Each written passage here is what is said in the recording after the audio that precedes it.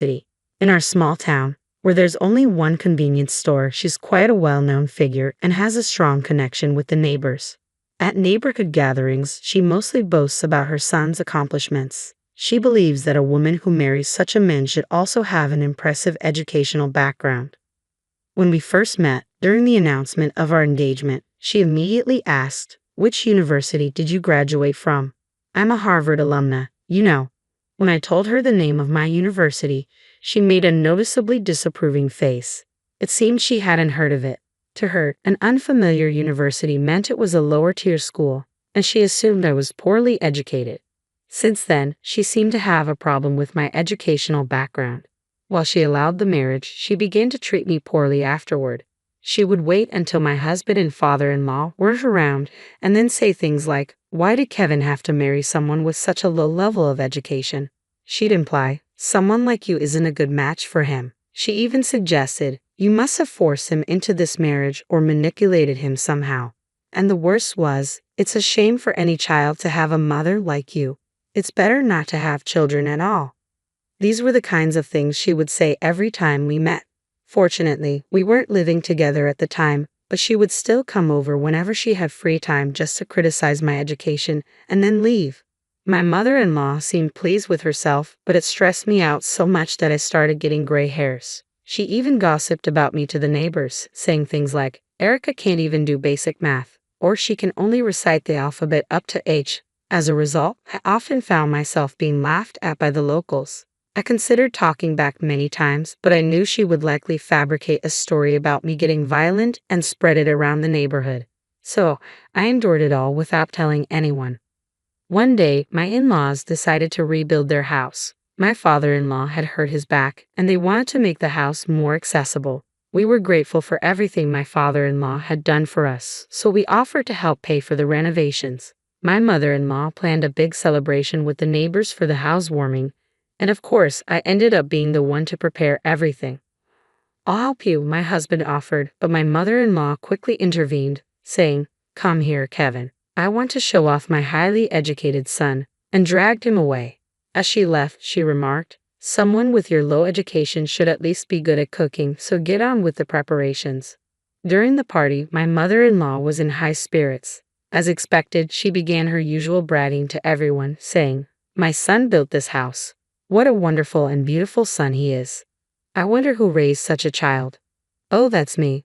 The older ladies in the neighborhood sounded envious, which only encouraged her. She continued, "And then there's his wife. She didn't contribute a penny but acts like she owns the place. She doesn't even want to give me grandchildren. The wicked woman." She then turned her usual disdainful gaze toward me and continued to insult me. Annoyed, I replied bluntly, "What's up?" "There she goes. That's the problem with uneducated wives," she shot back. "She hasn't had any kids yet, she's greedy for money, and she's probably eyeing our inheritance." She even accused me, "I bet she put something in today's meal. None of you should eat it," belittling the food I had prepared. Ironically, she was eating my cooking herself. Not that it mattered. Even if there were something in it, she'd probably survive just fine. She's resilient, to say the least. She whispered with a sneer, "Well, can't expect much from Erica's kids. They'll have those low education genes mixed in," making sure my husband and father-in-law couldn't hear her.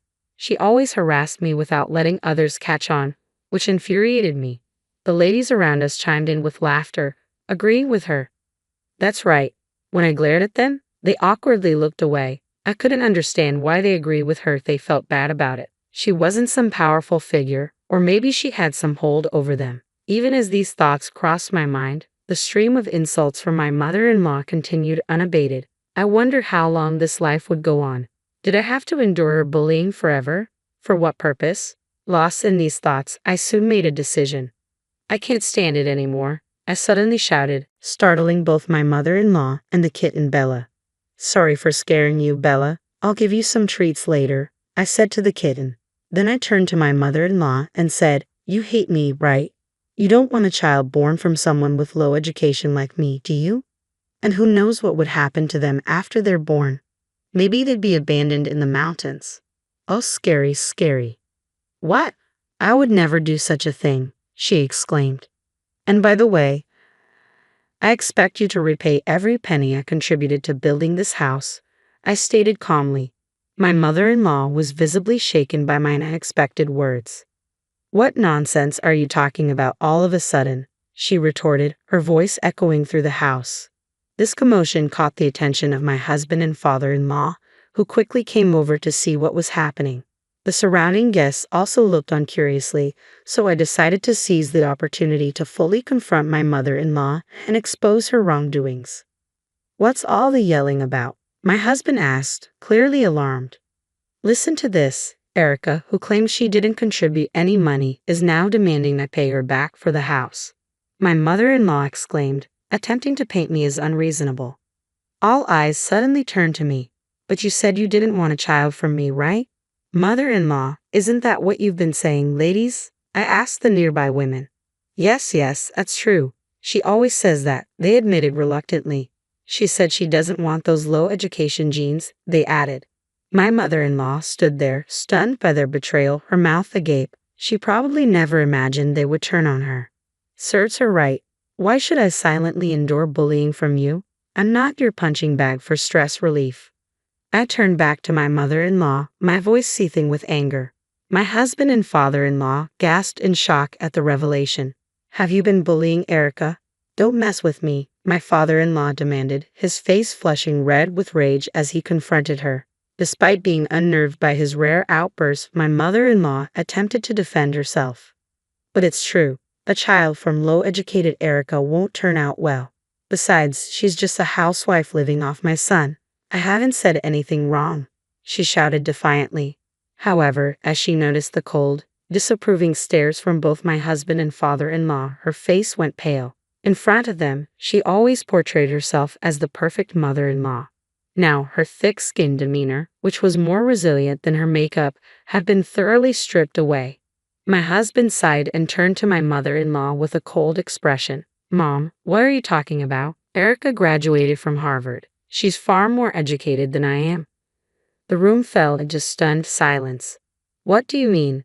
The university Erica mentioned before we got married was some obscure third-rate place," my mother-in-law exclaimed in panic. But the truth was, I did graduate from Harvard. The university she mistook for a third-rate institution was actually Cambridge University, an esteemed name recognized worldwide. After earning my degree, I continued my studies in the UK and completed my master's degree there, which is my highest qualification. When my mother-in-law inquired about my alma mater, I simply mentioned Cambridge without thinking much of it. I never anticipated that this misunderstanding would lead to such mistreatment. Given her Harvard background and high regard for education, she should have known that Cambridge is among the top 5 universities globally. Although the misunderstanding had escalated things, I had no intention of correcting it. I had lost any desire for a long-term relationship with such a mother-in-law. After all, a person's worth isn't defined by their educational background. My parents didn't attend college, but I hold them in the highest regard. I hadn't intended to discuss my education, but this was a perfect opportunity to address it. My actions had clearly upset my husband on my behalf. He said, "Listen, this house was funded in part by $100,000 from Erica's savings. Savings you, Mom, look down upon. How could you insult her like that? And by the way, your college isn't Harvard. It's just a school near Harvard. That doesn't make you a Harvard graduate, Mother. Now's not the time for that discussion. We're talking about the money.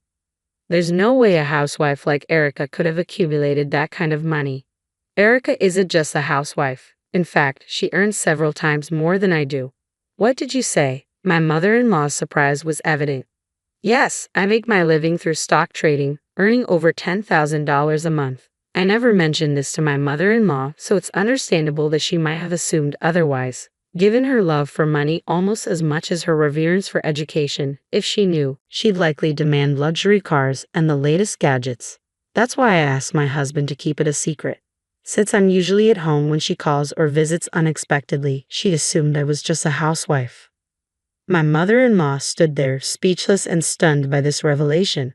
To answer a question some of you might have, why did I contribute to the house's funds for someone I didn't like? Normally, one wouldn't want to give a single cent.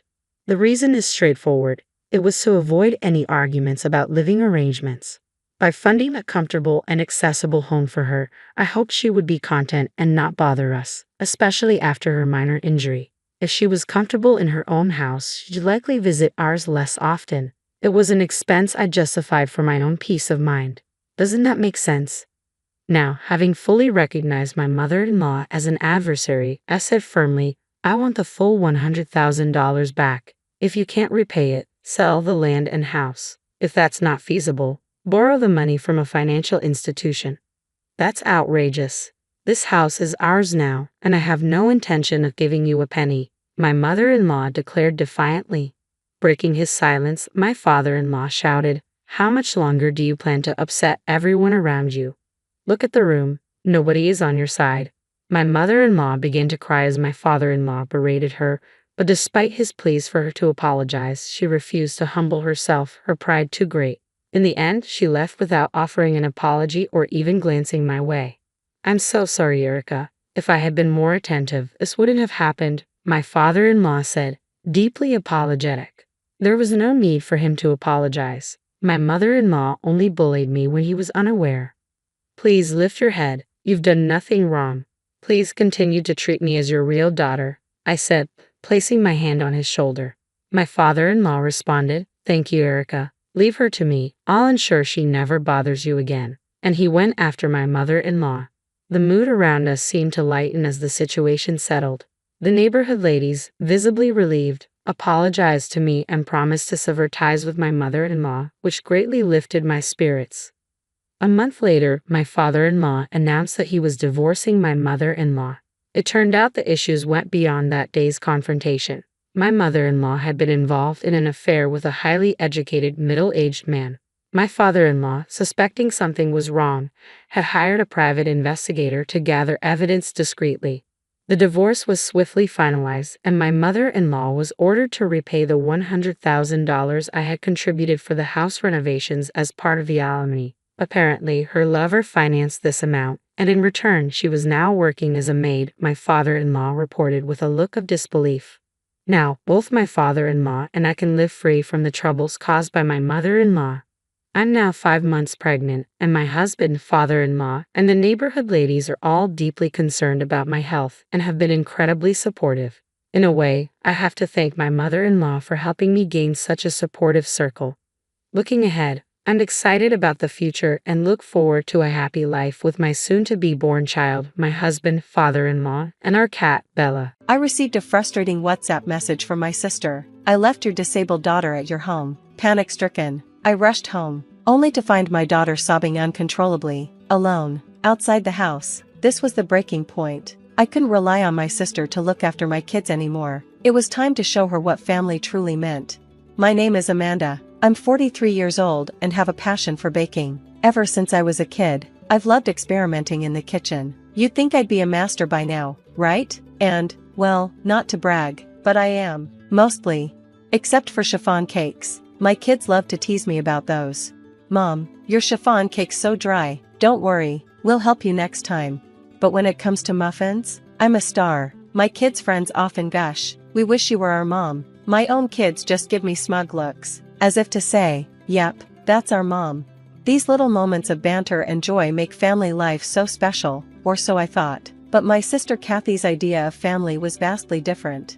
This story begins a few years ago, during spring vacation, when my family visited my parents' home. We were casually watching TV when Kathy blurted out, lately, there are so many kids with developmental disabilities. I wonder why. Her comment was as out of place as it was jarring. The TV wasn't even discussing disabilities. Everyone, including my mom and husband, turned to her, puzzled. What's with the sudden comment? I asked. A colleague's child was recently diagnosed with a developmental disability, she replied. Apparently, kids who are restless or struggle academically might fall into that category. I don't know much about it, but honestly, I think Sarah might have one too. I was stunned. Sarah is Kathy's daughter, my niece. She'd always seemed like a perfectly normal child to me. Why would you think that? I asked, trying to stay calm. Well, compared to Ken, she's not as smart. Her language skills are underdeveloped. It's like she has a poor memory or something, Kathy insisted. Mom, my husband, and I exchanged uneasy glances. None of us were experts on developmental disabilities, but nothing about Sarah had ever struck us as unusual. Kathy, however, seemed fixated. You just don't get it, Amanda, she said, frustrated. I've been researching developmental disabilities. I know what I'm talking about. At the time, we brushed it off, assuming Kathy would consult a doctor if she was truly concerned. But by the time summer rolled around, her tone had shifted alarmingly. I knew it. Sarah does have a developmental disability, Kathy declared during another family gathering. Her voice carried an unsettling note of triumph, as though she'd just solved a mystery. Did you take her to a doctor? Mom asked, concerned. No, I didn't need to. I have proof, Kathy said smugly. Proof? Mom frowned. Stop talking like she's some kind of criminal.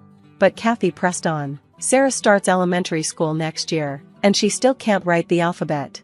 She's in kindergarten, that's perfectly normal, I said. Even my daughter, who's already in school, struggles with some letters. Well, that's because your daughter takes after you, Kathy shot back, a smug smile on her face. Her husband Tim chimed in. Maybe your daughter has a developmental disability too. Like mother, like daughter. Anger flared in me, but I held it back. Kids develop at their own pace. There's no need to rush, I said firmly. But Kathy wouldn't hear it. Ken could write the alphabet ages ago, she insisted, comparing Sarah to her older brother, who'd always been exceptionally bright. Ken is 3 years older, I pointed out. It's unfair to compare them. Tim scoffed. Well, from a medical perspective, Sarah clearly has a developmental disability. I stared at him, dumbfounded. Medical perspective? Tim, you're not a doctor. It was clear Kathy and Tim had convinced themselves that Sarah was deficient simply because she wasn't meeting the impossibly high standards they'd set for Ken. It wasn't just frustrating, it was heartbreaking. I always say my siblings graduated from a national university, so I'm smart. Tim's words still echoed in my mind. As ridiculous as they were, he often boasted about his intelligence, using his siblings' accomplishments as if they were his own. For the record, Tim himself graduated from a private university, and not even by choice. He had failed the National University Entrance Exam after ignoring his teacher's advice not to take it. Now, he manages a supermarket, yet insists he's just as brilliant as his siblings. If you're thinking, what is he even talking about? You're not alone. I later learned that Tim was something of an outcast within his own family, which perhaps explained his need to constantly prove himself. But his behavior didn't just stop at self-aggrandizement, it extended into how he and Kathy treated their daughter, Sarah.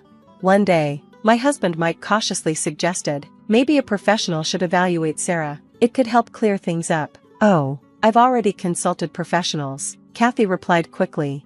For a moment, silence fell, and a collective question mark seemed to hang in the air. What do you mean by professionals? Mike asked.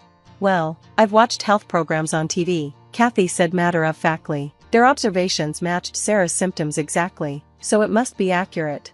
We all sighed in exasperation. Tim chimed in, backing Kathy up. Yes, those specials are very informative. A colleague of mine saw one, took their child to the doctor, and the diagnosis matched perfectly. It's serious stuff.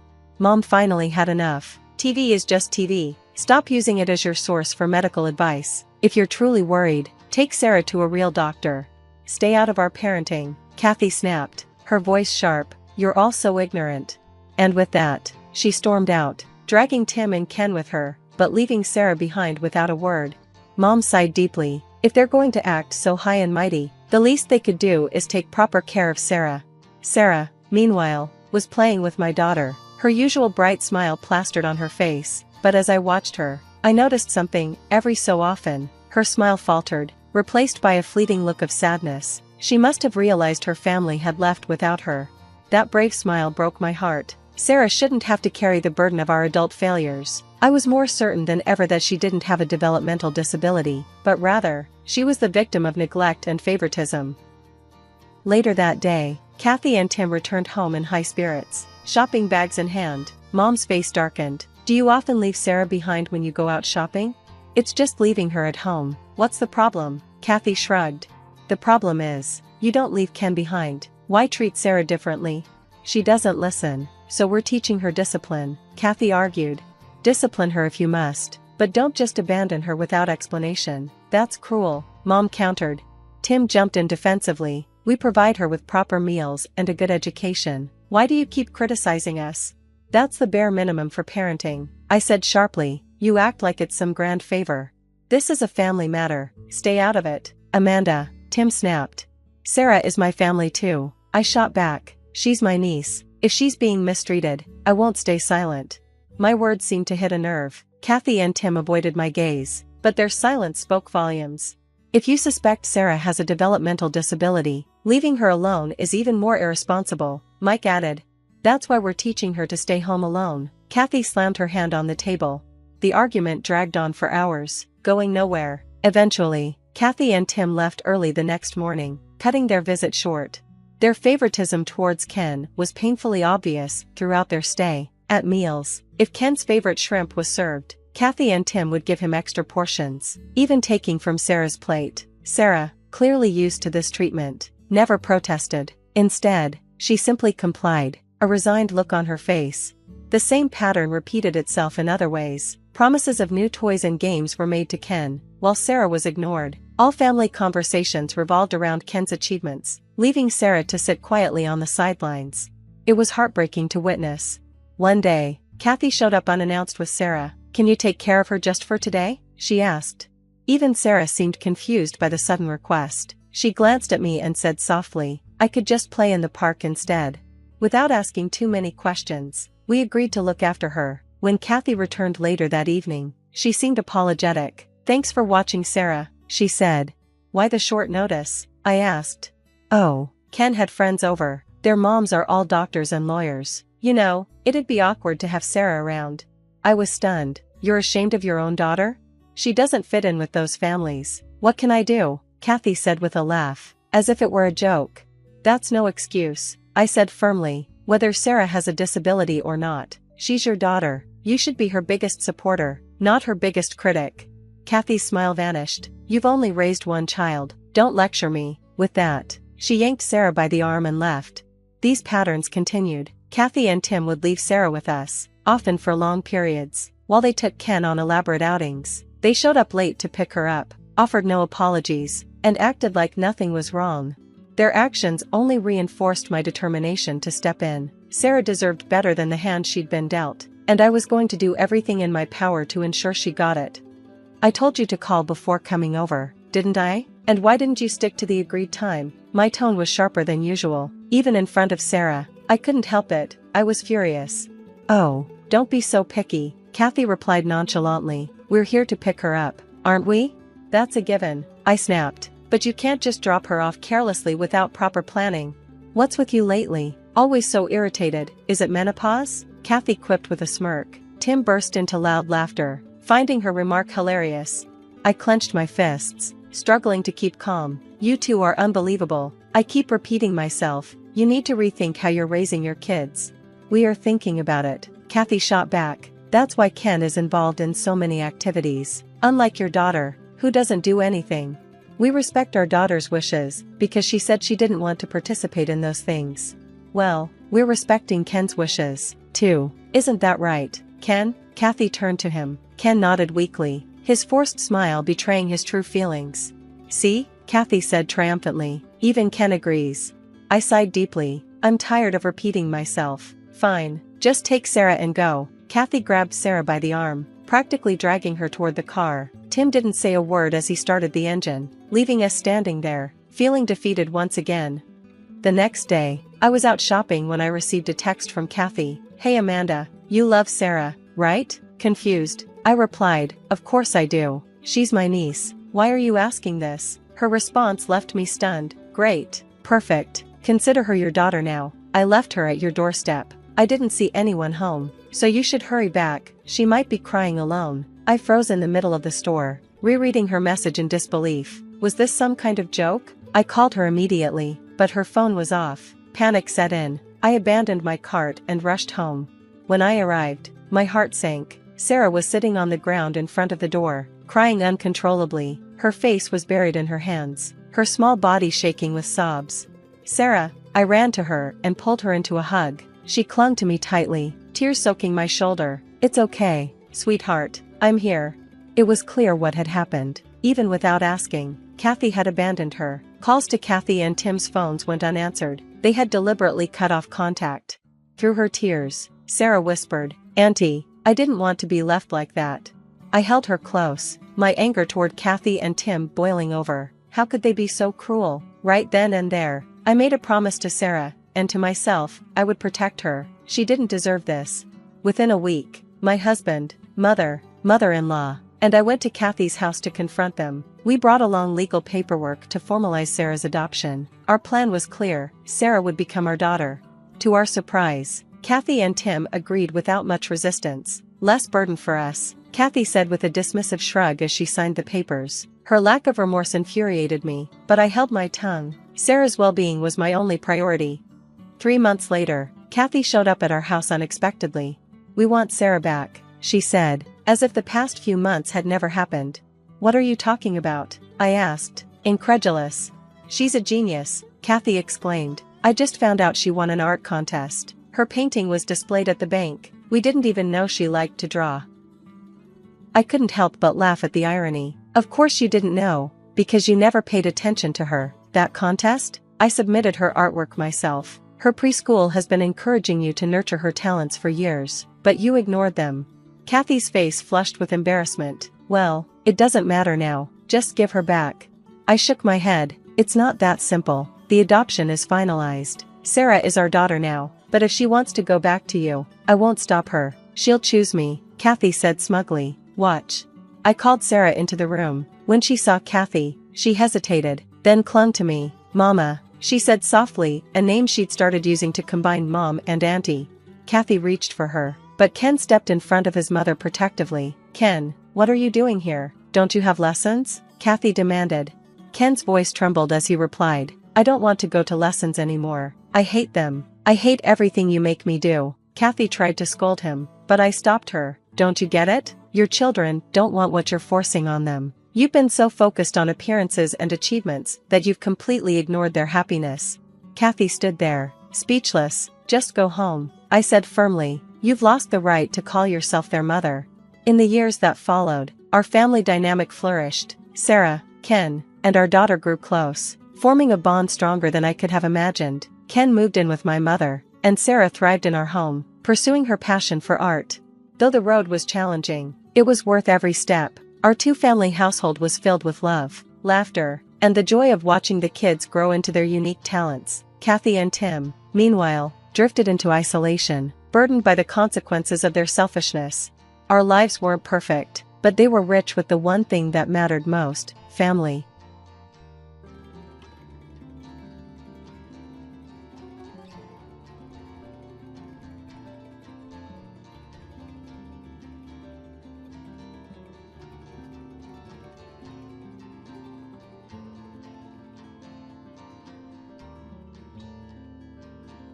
My husband, Brian, whom I supported through thick and thin, was promoted to department head, but then he was taken away by my best friend. He discarded me and the child we had raised together, betraying me as completely as my once trusted friend. It was the lowest point of my life, but thanks to my daughter, who was now an adult starting her career, I managed to recover and move forward.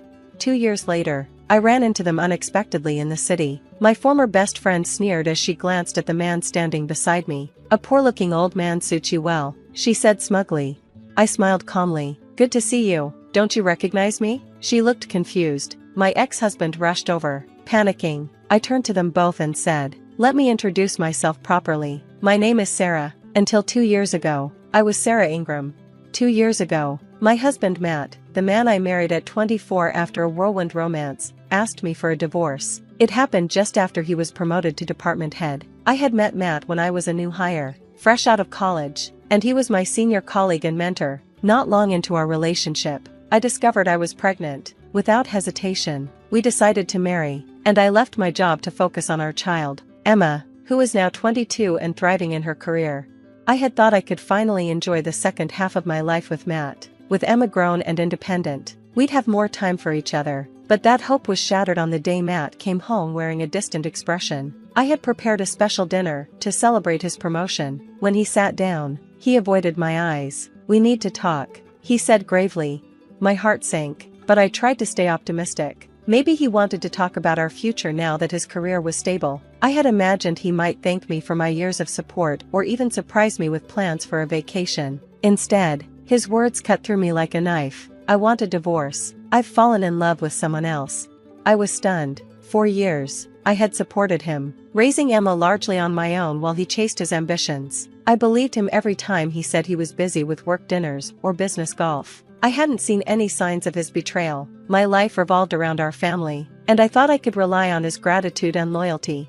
But instead, Matt left me for my best friend. They both betrayed the trust one had placed in them. Alone and heartbroken, I struggled to rebuild my life. It was Emma who kept me going, her strength and determination inspiring me to move forward. Now, 2 years later, as I stood face to face with them in the city, I felt nothing but calm. The man next to me, a kind and supportive partner, smiled as I introduced myself anew. My ex-husband and former friend looked shaken, but I was unbothered. I had already reclaimed my life. I chose not to complain and supported Matt from behind the scenes. I had witnessed firsthand the challenges he faced after our unexpected pregnancy and my decision to resign from work. One of Matt's superiors once said, "He's a rookie with a slow work pace, but he sure knows how to get a woman pregnant fast." That stung both of us deeply. Matt faced constant criticism, and not all of our colleagues supported our decision to get married. Despite this, he endured the judgment and worked tirelessly to prove himself. His dedication eventually paid off with an early promotion to department head. I wanted to ensure his success reflected well on both of us. I went out of my way to choose thoughtful gifts for his bosses and their families, even when it took extra effort. At company events, I smiled politely, aware I was being judged for leaving work early or stepping away from my career. I didn't mind. I did all of it because I believed in him and wanted to see him succeed. But rather than thank me for my unwavering support, Matt delivered the ultimate betrayal. Until the day he asked for a divorce, I hadn't suspected for a moment that Matt was having an affair. Was I foolish? Had I been blind to the signs? I had to know the truth, no matter how painful. "Who is she?" I asked, my voice trembling. Perhaps it was just an infatuation, and he wasn't serious about ending our family. Matt hesitated before responding. "You know her. She's someone close to you." My mind raced as I tried to piece it together. Was it a former coworker? One of Emma's friends? That idea felt too absurd, too inappropriate. It would make Matt look creepy. Could it be one of the families we knew through Emma's activities, like swimming or ballet? But Matt rarely participated in those events. He didn't even drive Emma to her lessons. "Just tell me," I said, my patience wearing thin.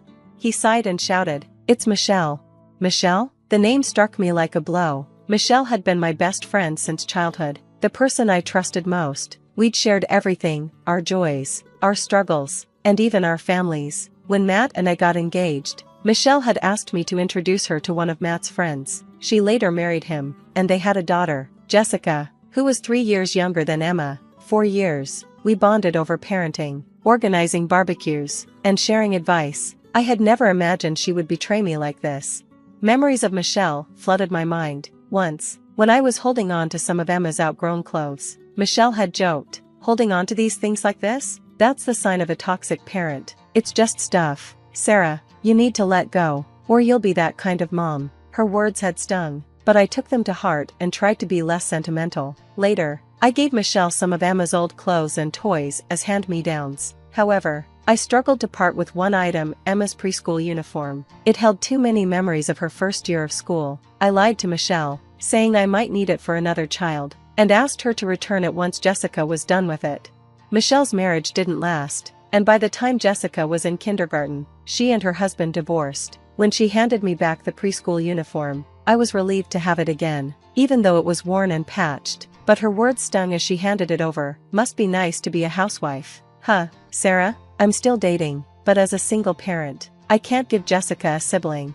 At the time, Michelle hadn't shared the details of her marital problems. I empathized with her struggles, but I was also dealing with my own disappointments. I had wanted a second child, but Matt's long hours and lack of interest left no room for that discussion. I let go of that dream, feeling grateful that I was better off than Michelle in some ways. But now, hearing Matt utter her name, the betrayal felt unbearable. Michelle, who once accused me of still dating my own husband, had stolen him from me. "The guy you introduced me to left me for another woman, Sarah," she had once said bitterly. I hadn't denied it then, only smiled sympathetically. I never imagined she would turn around and do the same thing to me. Michelle picked a fight with me not long after her divorce. It all started because she'd asked me to introduce her to someone I barely knew, her now ex-husband. When I first met him, Michelle was immediately drawn to his looks and made it her mission to pursue him. I had advised her to take things slow and really get to know him, but she didn't listen. Later, when her marriage fell apart, she blamed me. I was confused but sympathetic, recognizing she needed a friend to lean on during a tough time. I didn't hold it against her. After her divorce, I tried to support Michelle and her daughter, Jessica, however I could. I even registered as Jessica's emergency contact at her daycare. If Jessica got sick and Michelle couldn't leave work, I'd pick her up, take her to the doctor, and look after her until Michelle was free. I adjusted my part-time work schedule to be there for Jessica when she started middle school, as she spent afternoons at my house instead of daycare. It wasn't easy, but I wanted to help.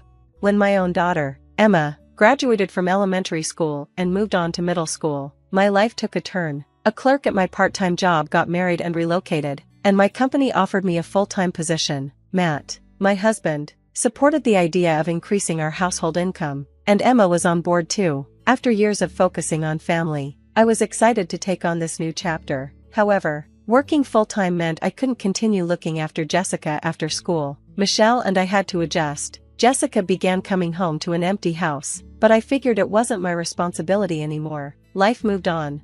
Over the next 9 years, Michelle and I saw less of each other. Although we didn't meet as often as we had when our daughters were young, I still considered her my best friend. Then, one day, Matt's unexpected words shattered that illusion.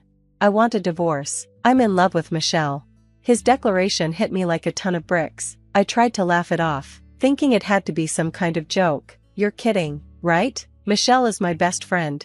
But Matt's expression was deadly serious. I know she's your best friend, but I've fallen for her. I can't help how I feel. I stared at him, stunned. How could a 49-year-old man with a 22-year-old daughter speak so childishly? It felt like I was trapped in some absurd soap opera. So it's just your crush, right? Michelle would never betray me. Desperate for clarity, I called Michelle. She picked up immediately.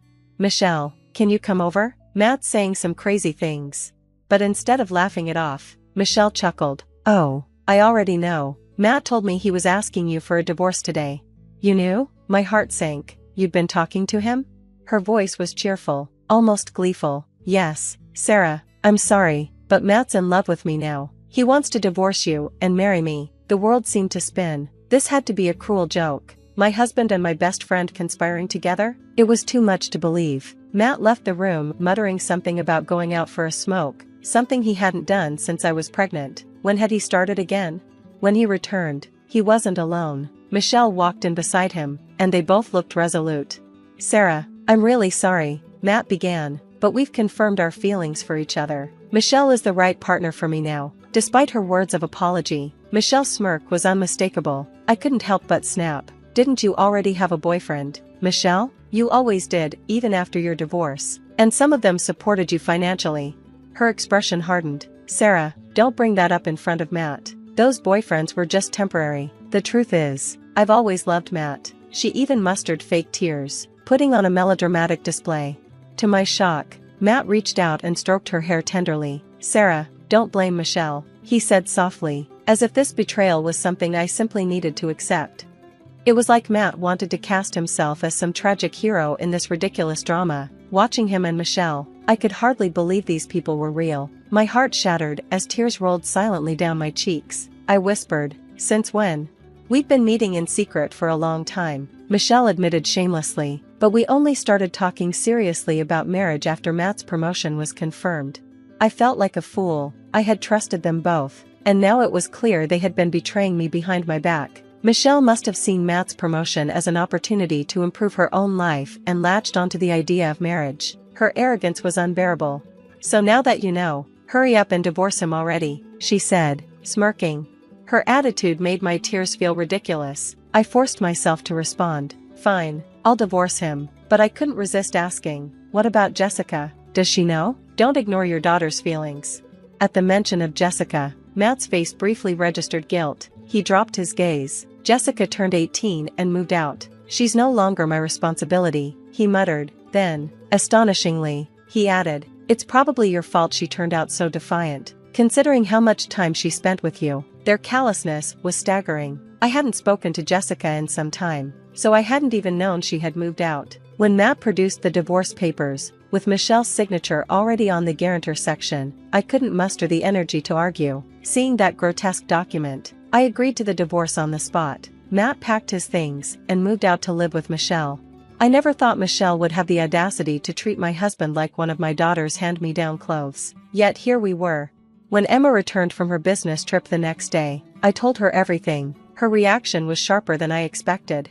"That man isn't my father anymore," she said firmly. "And Michelle? She's the worst person I've ever known."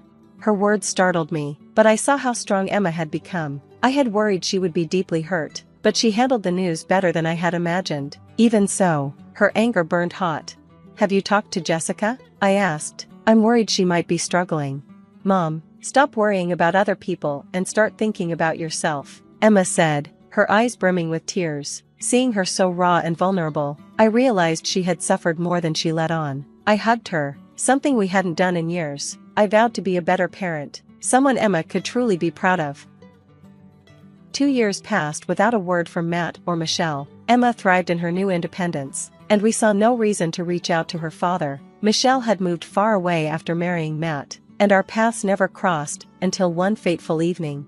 After attending a play, I ran into them in the city by chance. Our eyes met, and I couldn't avoid them. Michelle's mocking voice cut through the air. "A poor-looking old man suits you," she sneered, glancing disdainfully at the man beside me. I didn't take the bait. I had just enjoyed a lovely evening with my new boyfriend, Jonathan. He and I had been watching the play together. Instead of responding to her insult, I shot her a level look. "Good to see you, Michelle. Don't you recognize him?" Michelle's smug expression faltered, and she stared at Jonathan in disbelief. Matt looked equally stunned. "Wait, you're Jonathan?" Matt stammered. Jonathan had been Matt's senior at the company, mentoring him when he first started. He had once taken the fall for a mistake Matt made, which had cost Jonathan his job. I hadn't known this back then, but we reconnected recently through a mutual acquaintance. That's how we had started dating. Michelle's face twisted as she remembered. I had once introduced Jonathan to her as a potential partner, but she had rejected him, saying he was too old and not stylish enough. Now, Jonathan looked different, his appearance more polished and refined. Michelle's disdain for anything understated had blinded her to his true worth. Jonathan spoke calmly but firmly. "Relax, Michelle. It's not a big company, and my income isn't huge, but starting my own business worked out for the best." Michelle's eyes widened in horror. "What? He's a CEO?" she blurted, her crassness on full display. "If I'd known that, I wouldn't have married Matt. He's so cheap." Her outburst only made me pity her more. Jonathan, ever composed, simply shrugged. "It's not about titles, Michelle. It's about character." Just then, I noticed Emma and Jessica standing nearby. Having overheard the scene, guilt tugged at me. They shouldn't have had to witness this embarrassment, yet their expressions were resolute. "Still relying on men after all these years," Emma said, her voice cutting through the air like a blade. "When will you ever learn?" Michelle turned, startled, and suddenly adopted a parental tone. "Jessica, Emma, how have you been?" But their daughters weren't buying it. Jessica, standing tall, spoke with quiet strength. "I loved you once, Mom, but after the divorce, you moved us around and dated random men. It made me uncomfortable and ashamed. I used to wish Miss Sarah was my mom." Her words pierced my heart. I hugged her tightly, feeling a bond stronger than ever before. Jonathan's voice broke the tension. "Come on, let's leave these foolish people behind and go have a nice meal." We walked away, leaving Matt and Michelle to their hollow lives. Later, I learned from an old classmate that they had divorced. Matt had finally reached his breaking point after Michelle repeatedly belittled him. Emma and Jessica grew closer, like true sisters. Jonathan eventually proposed, and I accepted. Looking back, I realized my first marriage had been a mistake, but it had led me to where I belonged. Together, Jonathan, Emma, Jessica, and I are building a new life, filled with love and laughter.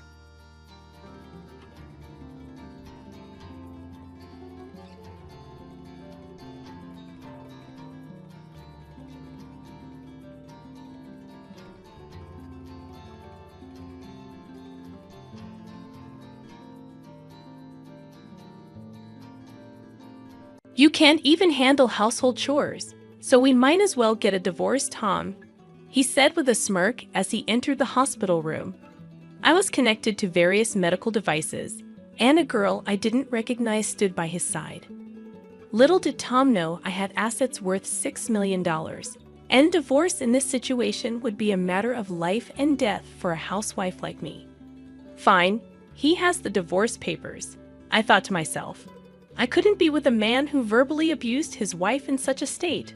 I reached into my bag, pulled out the divorce papers I'd always carried with me, and handed them to Tom with a grin. He accepted them.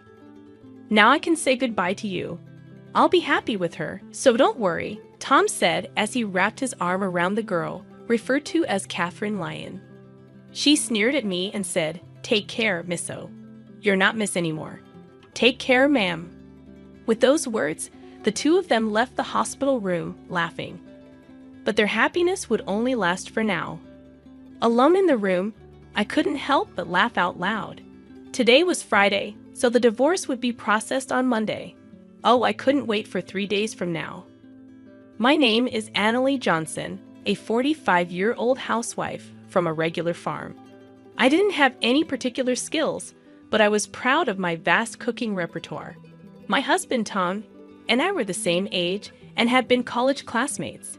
We both came to New York from the countryside, and since we lived alone, I used to cook various dishes for Tom using the vegetables and rice sent from my family. People often said I had captured his heart through his stomach, and I was aware of that. Tom was and still is incapable of doing any household chores. I had been taking care of him since we were dating, and after getting married, I continued to handle all household tasks. Sadly, we were not blessed with children, but we enjoyed our life together as a couple. We both loved to eat, and on Tom's days off, we'd often go on drives for small trips just to enjoy delicious food. When we first got married, Tom was kind. But about 3 years in, he became quite controlling. Well, he never laid a hand on me, but his remarks became curt, and he would often say things that hurt. But I didn't have the energy to fight back, assuming he wouldn't listen anyway. Because I was a full-time housewife, I felt inferior and couldn't stand up to him. Tom joined a renowned company after graduating from university, but he resigned after about 5 years. He quickly found new jobs, but would resign from them after short periods. Because of this, our income was unstable, and we often struggled with our finances. However, at the company he'd been with for the past 2 years, he seemed to get along with his colleagues. I had faint hopes that he might work there for a long time. Then one day, Tom came home earlier than usual. "I'm home. I quit my job." "What again?" I unintentionally voiced my surprise, causing Tom's eyebrows to twitch. In a panic, I stopped cooking and rushed over to him. "I'm sorry. I was just shocked." "Huh, no welcome back greeting, and you're criticizing. You've become quite audacious," Tom responded sharply. At Tom's words, I stiffened. He was in a very bad mood today, and if I misspoke, it could escalate into something worse. "I'm sorry," I said cautiously. "As long as you understand," he grumbled. My apology had somewhat placated him, and he sat on the sofa, turning on the TV. I quietly placed a beer and a glass on the table. "Do you want dinner or a bath?" I asked. "Food and alcohol," he replied. To avoid upsetting Tom, I played the role of the submissive wife. I once had a strong sense of self, but after 14 years of marriage to Tom since the age of 28, I rarely showed my true self. After eating and drinking to his heart's content, Tom seemed to be in a better mood. He fell asleep on the sofa, snoring loudly. The table was in such disarray that it looked like a child had eaten there. I began cleaning up the fallen beer bottles and food scraps scattered on the floor. This wasn't how I had envisioned my married life. Memories of happier days as a young girl in love revealed my true feelings. I stole a glance at Tom, but he showed no signs of waking. Relief washed over me, but alongside it was a growing sense of dread about continuing this life. Perhaps divorce was a consideration. I started mentally organizing my schedule for the next day, determined to confront the issues I have been avoiding. The following day, while Tom began visiting the employment office and quickly securing another job, I went to the city office and signed divorce papers. I wasn't quite ready to submit them, but I felt having them would be a form of protection. I discreetly stashed the signed divorce papers at the bottom of my frequently used bag. If he were to discover them, who knew what he might say or do? "Hey, where did you wander off to while I was job hunting?" Tham asked upon my return. "I went to the stationery store to buy some reasons." "Look, I thought you might need them," I replied. Tham was unusually thoughtful that day. He initially interrogated me suspiciously, but quickly cheered up. I handed him the resumes I had bought earlier. After receiving them, Tham mentioned that he was going out for drinks with a friend and left. His new job was with a reputable company, offering a solid salary and better benefits than his previous positions. I harbored a secret hope that perhaps, this time, Tham would stick with his new job until retirement. His new department seemed to be in sales, and he started leaving home more frequently for evening entertainment. I cherished these brief moments of freedom and gathered the energy to greet Tham with a smile when he returned. One day, I received a call from my mother after a long time. She excitedly told me about an unexpected windfall of $6 million. "You know the mountains and lands we owned? We don't need them anymore. We had them appraised, and they are worth $8 million. We only need $1 million to enjoy the rest of our lives, so I think you might want to rethink your life too." My mother was never fond of Tham, and she had been worried about me, especially after Tham became more controlling, preventing me from even visiting my childhood home. The amount she mentioned stunned me, but what shocked me even more was that she had changed the title of the property inherited from my grandmother to my name to avoid inheritance taxes. It was a difficult decision whether to tell Tham about the inheritance or to embrace newfound freedom. About a week later, I was involved in a traffic accident. Thankfully, my life wasn't in danger, but I would need to be hospitalized for about a week. After securing my valuables in the hospital room drawer, I immediately contacted Tham. "I'm sorry I got injured." Tham's initial reaction was, "Huh? What about my meals?" I almost confronted him for prioritizing his meals over my injury, but I continued to explain, "It seems I'll need to be hospitalized for a week. I'm really sorry, but could you buy your meals elsewhere until then?" Tham's response was far from understanding. "Not even preparing meals for your husband? What a lazy wife. Oh, wait, I'm coming over now." He abruptly ended the call. I had initially planned to tell him about the inheritance that night, but now I wondered if it might be best not to mention it. As I lay in the hospital bed, surrounded by various tubes and undergoing precautionary examinations, I couldn't help but feel that my intuition about the unfolding events was about to prove correct. Tham's words had cut deep. "You're useless, can't even do housework. Let's get a divorce, and you better pay me compensation." With a smirk on his face, he had said this to me, connected to numerous medical devices. Beside him stood a girl I didn't recognize. Unaware that my total assets amounted to $6 million.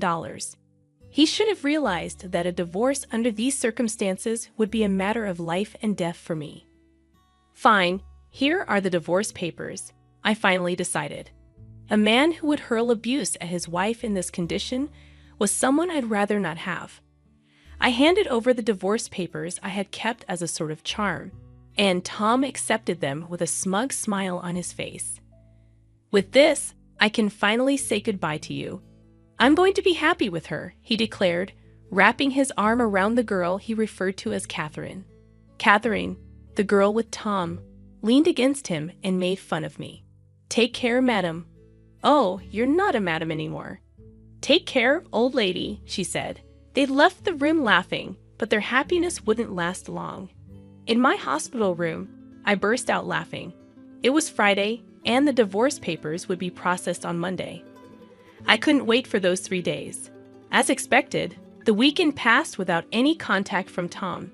It was quite peaceful, but I felt restless. I wasn't used to doing nothing. Every time I became restless, the nurses told me to stay calm. On Monday evening, I received a series of calls from Tham. At first, I ignored them, but after about 30 minutes of nonstop ringing, I decided to answer. I told him to stop being so persistent. Tham shouted at me as soon as I picked up, and I couldn't help but laugh, which seemed to make him even angrier. Tom was furious about the divorce papers not being accepted.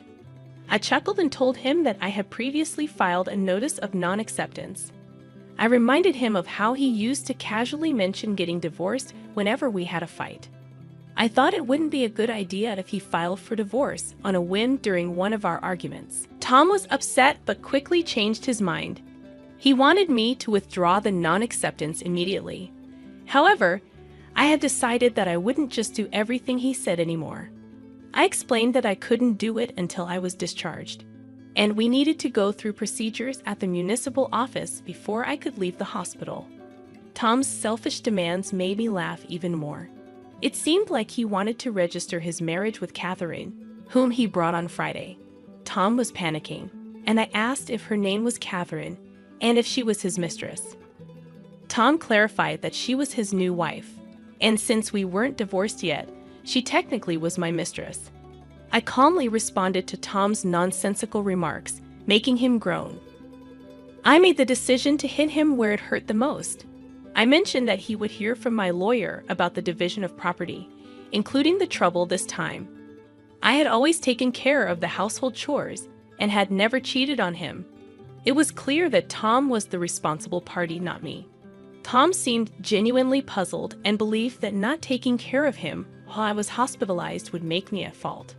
I explained patiently that not being able to do housework during my hospitalization didn't make me at fault.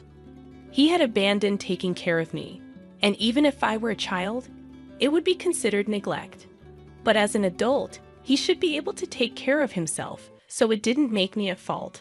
Tom's logic was baffling, and even a judge would be shocked. Finally, he seemed to understand, but he still believed he was right. He insisted that Catherine was his new wife, and I was no longer of any use to him, so it didn't apply. I pointed out that he was dating her behind my back, which was clearly cheating. Tom still didn't seem to get it, and he believed he was right. I decided to end the conversation and told him to communicate through a lawyer from now on. I hung up the phone without listening to his protests. Tom called multiple times, but I ignored him, and eventually he gave up and fell silent. I was relieved, but the next day brought another headache. The phone kept ringing from 9 o'clock in the morning, and I pressed the call button. Tom complained about not being able to withdraw money from a bank account.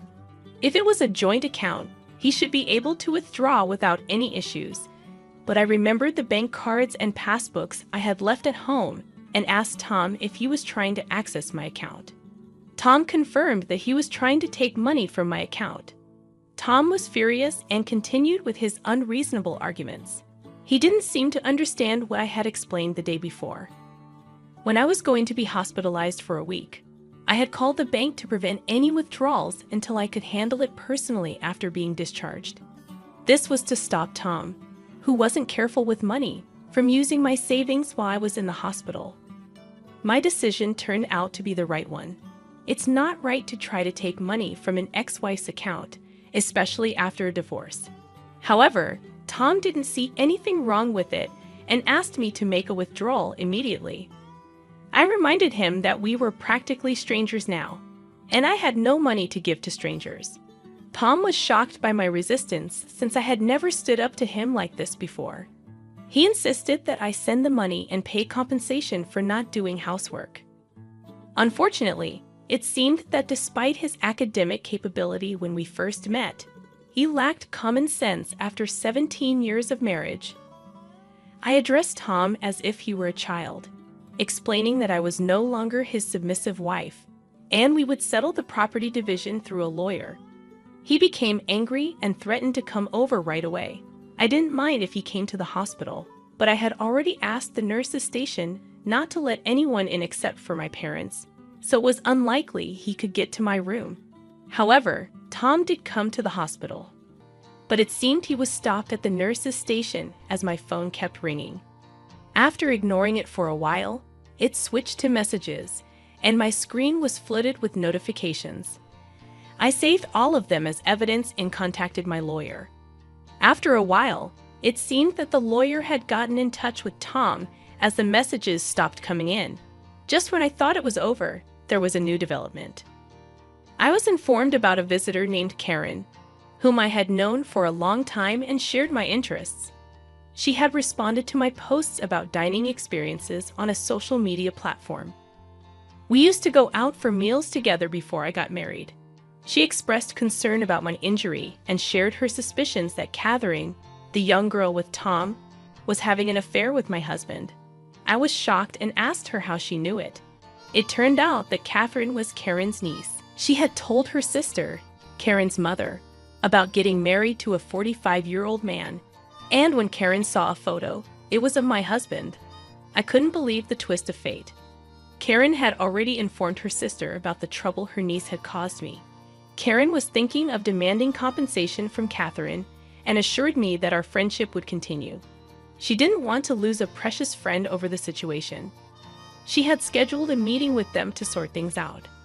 I was grateful for her support and friendship, which had lasted for over 20 years. The next day, after leaving the hospital, I went to a private restaurant room with my lawyer.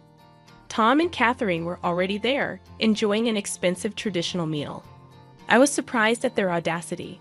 Tom reminded me to bring money and pay for the meal. I decided to stand up for myself and told them to handle the payment themselves. I was there to demand a share of the assets from both of them. Ignoring Tom's rude comments, my lawyer and I took our seats and presented evidence to show that Tom was at fault. We showed legal documents explaining why Tom was responsible and documents regarding the division of property. We'd also displayed photos provided by Karen, which showed Tom and Catherine together and Catherine with an unknown man entering a hotel. This surprised Tom and Catherine, and they stopped eating. Karen arrived at the right moment and admitted to taking those photos. Catherine was confused about her aunt being there. Karen explained that she wanted to continue being friends with me, even though she demanded compensation from Catherine. She felt that Catherine's actions were despicable. Catherine mentioned being pregnant, but when Karen saw her, she didn't look pregnant at all. Tom seemed shocked by this news, and Catherine suddenly admitted that she had lied about the pregnancy and apologized. She had been looking for wealthy older men, and Tom was the one who fell for her scheme. She confessed that she had lied about being pregnant because Tom showed no signs of wanting to divorce. Tom was speechless, claiming he had no money to give. Karen mentioned that she would bring Catherine for another apology later and took her out of the restaurant. Tom tried to convince me that he had been deceived and asked if we could start over. He said I couldn't work since I had always been a housewife. I told him I could live without him and that I'd be filing the divorce papers soon. I revealed that I had around $6 million in personal net worth, so I could live comfortably without working. Tom was surprised and wanted a share of my money, but I explained that it was my personal inheritance and didn't count as marital assets. We left, and I filed for divorce, ending our nearly 20-year marriage. Catherine later transferred some money to my account, and her mother made her work to prepare the compensation. Tom was disowned by his in-laws and had to take out a loan to pay me. He lost his job due to being with Catherine at a hotel during work hours and now works multiple construction jobs to repay his debts. I used the money I received for charity and moved to the countryside with the remaining amount. I'm now enjoying a luxurious single life, continuing my relationship with Karen. We plan to stay single and even share a room, go on food tours, and take short trips together. Moving preparations will begin next week, and I'm excited to live life joyfully and true to myself from now on.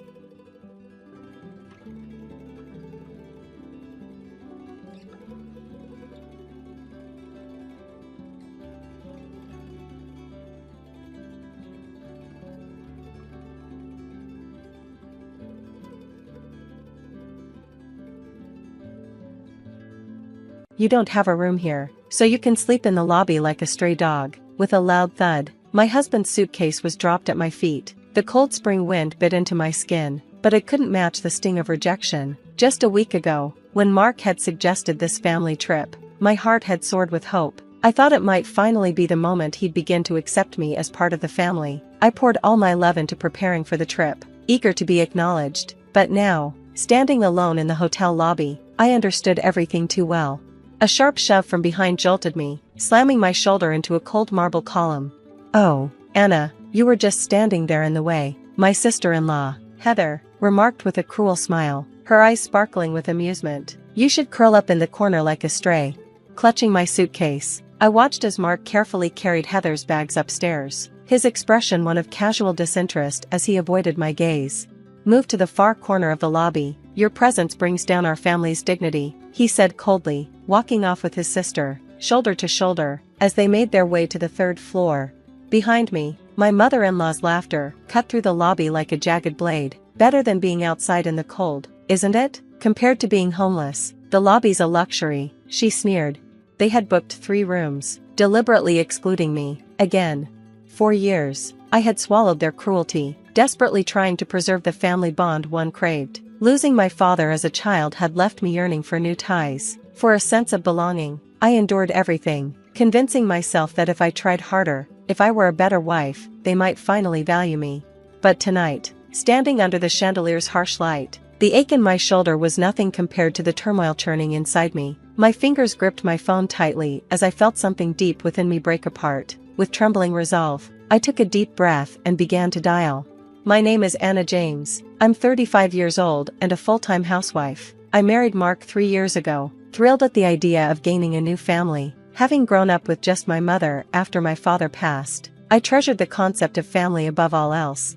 Before we married, I had built up $5 million in assets through careful stock investments. I never believed financial matters needed to be shared between spouses. But 1 year into our marriage, Mark came home late one night, reeking of alcohol, with tears in his eyes. He confessed to being buried in gambling debt. He begged for my help, saying he couldn't handle it on his salary alone. Moved by his plea, I decided to trust him. The very next day, I told him about my savings. That decision changed everything. Mark's demeanor shifted overnight. He began boasting to his family about my financial success as though it were his own achievement. I hoped this shared confidence might bring us closer, but instead, it became the foundation of his growing entitlement. "Anna, I'm a bit short this month," he'd say, month after month, his paycheck spent on luxuries for himself. If I hesitated, he'd guilt me. "Oh, I get it. A poor guy like me doesn't deserve nice things." I'd sigh, open my wallet, and remind myself that marriage was about partnership, but his requests only grew bolder. Mark spent the money carelessly, expensive golf gear, lavish dinners, designer clothes, while brushing off my concerns with smug jokes. "I have such a generous wife, aren't I lucky?" Heather and my mother-in-law took advantage of my generosity too, treating my savings like a shared family resource. Heather's thinly veiled sarcasm grated on me. "Mark is so lucky to have such a wealthy wife." She resented my financial independence, and her bitterness often spilled out in cutting remarks. "Embroidery? Isn't that such a grandma hobby?" She mocked when she saw the cherry blossom piece I had embroidered with my late mother. The craft was a cherished connection to my mom, but her words stung nonetheless. Over time, their relentless scorn and reliance on me drained me. I supported Heather's rent and living expenses, covered for Mark's irresponsibility, and endured their barbs, hoping that one day, they might see my value. But now, as I stood in that hotel lobby, the weight of their cruelty finally broke something inside me. Under the cold, indifferent gaze of my husband and his family, I realized I couldn't do this anymore. It was time to reclaim my life. I had listened to Heather's complaints and supported Gemma financially, all with the hope of strengthening our family bonds. At first, Mark respected my success, Gemma was considerate, and Heather treated me like a sister. But over time, everything shifted. Mark's demands grew, Gemma's dependency deepened, and Heather's bitterness sharpened. Still, I held on, telling myself they would eventually understand and accept me. "Thank you, Anna. I'll make sure to pay this month's rent by tomorrow," Gemma would say every month, her words a hollow promise. Her account was never touched, so I'd deposit $1,200 directly to her landlord to keep her from losing her home. "Mom, are you sure you've handled the rent?" Mark would ask her occasionally. "Oh, I'm managing just fine," she'd reply with a smile, pretending she was independent. It hollowed me out, knowing she relied on me while pretending otherwise. Yet, I couldn't bring myself to tell Mark the truth. Each month, as Mark grew more oblivious to my sacrifices, I began seeing through his dependence, his mother's cunning, and Heather's malice. Embroidery became my refuge, my escape into a peaceful world where I felt close to my late mother. Each stitch was a quiet conversation with her spirit. But even this sacred part of my life wasn't safe from intrusion. "Anna, why don't we have tea together? Let's spend time as a family," Gemma would suggest. If I declined, her friendly facade would vanish. "How dare you act this way? Aren't we family?" Heather would join in with her sharp tongue. "Isn't family important to you, Anna?" Even Mark took their side. "Why can't you just get along with my mom and sister?" he'd say dismissively. Slowly, the joy embroidery once brought me faded. Each prick of the needle began to feel like a stab of guilt and judgment. My home, which should have been my sanctuary, had become suffocating, yet I couldn't let go of the one thing that connected me to my mother. "Anna, I want to get new golf clubs," Mark said one day, his tone insistent as always. When I declined, he leaned into his well-worn tactic of guilt. "You know where I come from, don't I deserve nice things for once?"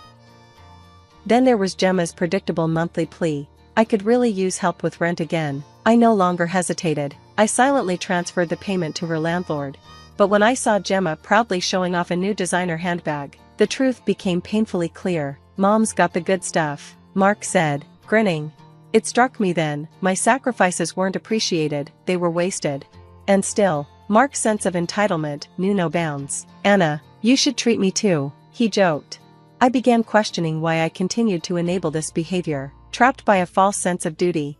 Then, one day, Mark surprised me. "Hey, Anna, let's do something special for your birthday this year, just the two of us. How about a trip?"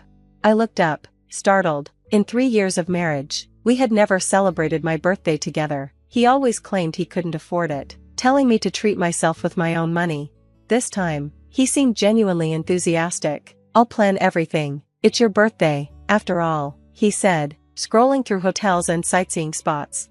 When he showed me a picture of a luxury hotel with grand chandeliers and an elegant lobby, my heart lifted, just a little.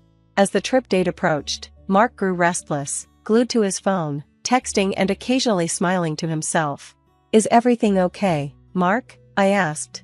"Oh, yeah, nothing, just stuff," he replied vaguely. 3 days before the trip, he came home early, his tone oddly serious. "There's something I wanted to talk about." My heart sank slightly. "So, my mom found a restaurant nearby she really wants to try. I thought it'd be nice to invite her along," he said, almost casually. "Why?" I whispered, feeling an uneasy weight settle in my chest. "Come on, Anna, she'd love it. It'll be family time, right?" Family time. In Mark's world, family always meant his mother, his sister, and maybe me. "Oh, and my sister will be coming too," he added, hesitating as though he knew how wrong it sounded. His explanation felt rehearsed. My birthday trip had somehow morphed into a family affair. My sister's husband and she had a big argument, so she could use the break. "You know," he added, his tone sympathetic. "This was supposed to be my birthday," I said softly, my voice trembling. "What's the problem? It's just family." His voice sharpened, shifting blame onto me. "So what, Anna? Are you really that against having them with us?" I swallowed my response. Somehow, his challenge felt like another game he'd already won. On the morning of the trip, Gemma and Heather stood at the station, waiting as though they'd been part of the plan all along.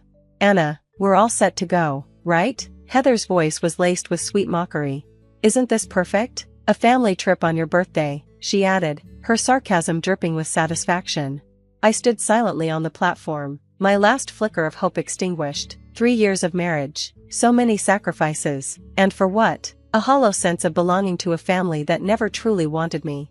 I closed my eyes, feeling a faint breeze touch my cheek. "Oh Mark, I'd love one of those nice lunches," his mother said, her voice piercing and intentionally loud. She looped her arm through his, looking right past me as if I were invisible. "Sure, Mom. Anna, can you pay for it?" Mark held out his hand without so much as a glance in my direction, his attention focused entirely on his mother and sister. Resigned, I handed over my wallet, feeling the familiar weight of his disregard. "I'll have the shrimp stir-fry, make it just like Mark's order, it's what he loves after all," his mother said with a smug glance in my direction. "Same for me, nothing like family all enjoying the same thing, huh?" Gemma chimed in. The 3 of them exchanged smiles, leaving me an outsider on what was supposed to be my special day. On the train, Mark sat between his mother and sister while I was relegated to a seat across the aisle. "So Mark, last night was awful. My husband, well, you know how he is," Gemma began, her dramatic complaints filling the train car and drawing glances from nearby passengers. I sat quietly, weighed down by their voices and the pointed reminders of all the things I supposedly didn't understand. And Anna, without kids or a career, you wouldn't understand what I go through, Gemma added, her tone dripping with condescension. True, Anna's got it easy, doesn't she? Heather laughed. Mark chuckled lightly, as if it were all harmless banter. They kept going, their jabs at me interspersed with barbs at each other, while Mark passively played along. By the time we reached the hotel, any illusion of a warm birthday celebration had been thoroughly shattered. In the lobby, I waited quietly as they checked in. Hello, Mr. James, your reservation includes 2 rooms, the desk clerk informed him. Mark turned to me with a smug smile. Oh, Anna, I only booked 2 rooms. Mom and I will share one, and my sister has her own. Where am I supposed to stay? I asked, incredulous. There's enough room for you, but hey, the lobby has some comfy couches. Lucky you, right? Gemma and Heather laughed openly, their satisfaction blatant. Look on the bright side, Anna, better here than outside in the cold like some stray dog, Heather added, her voice dripping with mockery. Mark grabbed my wallet again, extracting a few bills. Don't worry, Anna, we'll grab some drinks in your honor, he said as he walked off with his mother and sister, leaving me standing alone in the lobby. As they disappeared, I gazed up at the chandelier overhead, feeling a strange calm settle over me. It was a turning point. I took out my phone and whispered, "What a shame," before feigning a predicament. "Is there anything we can help you with, ma'am?" the front desk staff asked politely. Actually, yes, I spoke to the owner in advance, and he assured me I'd be well accommodated, I replied with quiet confidence. The staff's demeanor changed instantly. Recognizing the owner's name, they scrambled to assist me. Moments later, I was upgraded to the presidential suite, treated to a private dinner, and pampered like the only guest that mattered. By the time Mark and his family realized where I was already enjoying a gourmet meal in peaceful luxury. Mark's panicked texts went unanswered, his growing frustration adding to my quiet triumph. For once, I savored my birthday without their scrutiny, knowing this marked the beginning of my freedom. The next morning, I left the hotel as quietly as I had arrived, settling the bill on Mark's credit card. It was time to reclaim my life, leaving them to face the consequences of their own pettiness. Later that morning, back at the hotel, Mark and his family were in a frenzy. "This has to be a mistake," Mark exclaimed, pale-faced, as the front desk calmly explained the charges. The realization dawned on him, his card was maxed out. What kind of woman would do this to her husband? She's shameless, Heather shrieked. The hotel staff, maintaining their professionalism, informed them they'd be allowed to settle the bill later, a courtesy, thanks to my connections. But they had no idea how this would impact their social standing. When I returned home, the house was silent, and for the first time, I felt peaceful. I opened the curtains, letting in the fresh spring sunlight, and took a deep breath of relief. An hour later, the front door slammed open.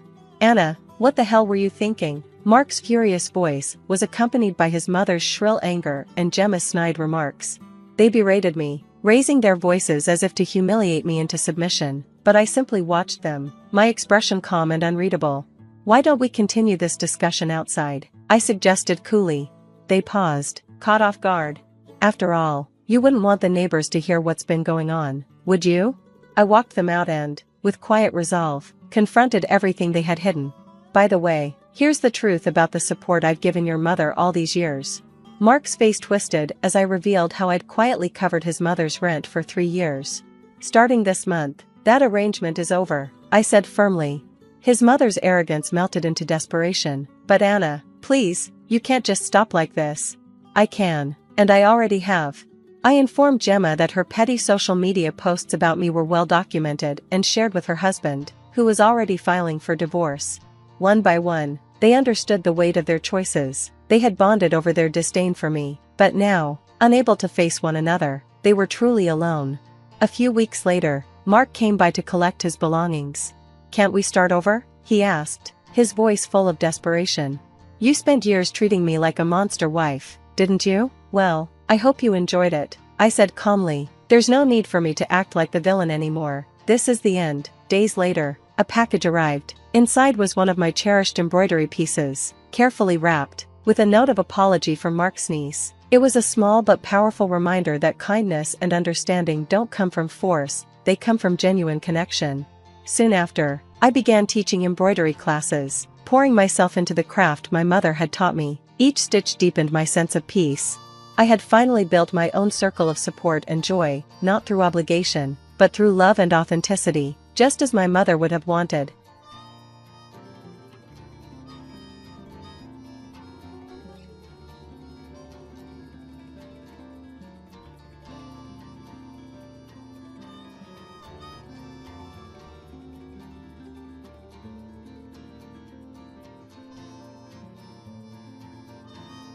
On the morning of the 25th, the president unexpectedly informed me that I was terminated. He explained that his daughter would be taking over my position, and therefore he required my immediate resignation. I stood there, stunned, unable to respond. That particular day was crucial for handling payments to our suppliers, some of which were longtime partners whose transactions I oversaw personally as a gesture of goodwill. Despite this, he suggested I take the day off as a parting gift and quickly ushered me out, the office door snapping shut behind me.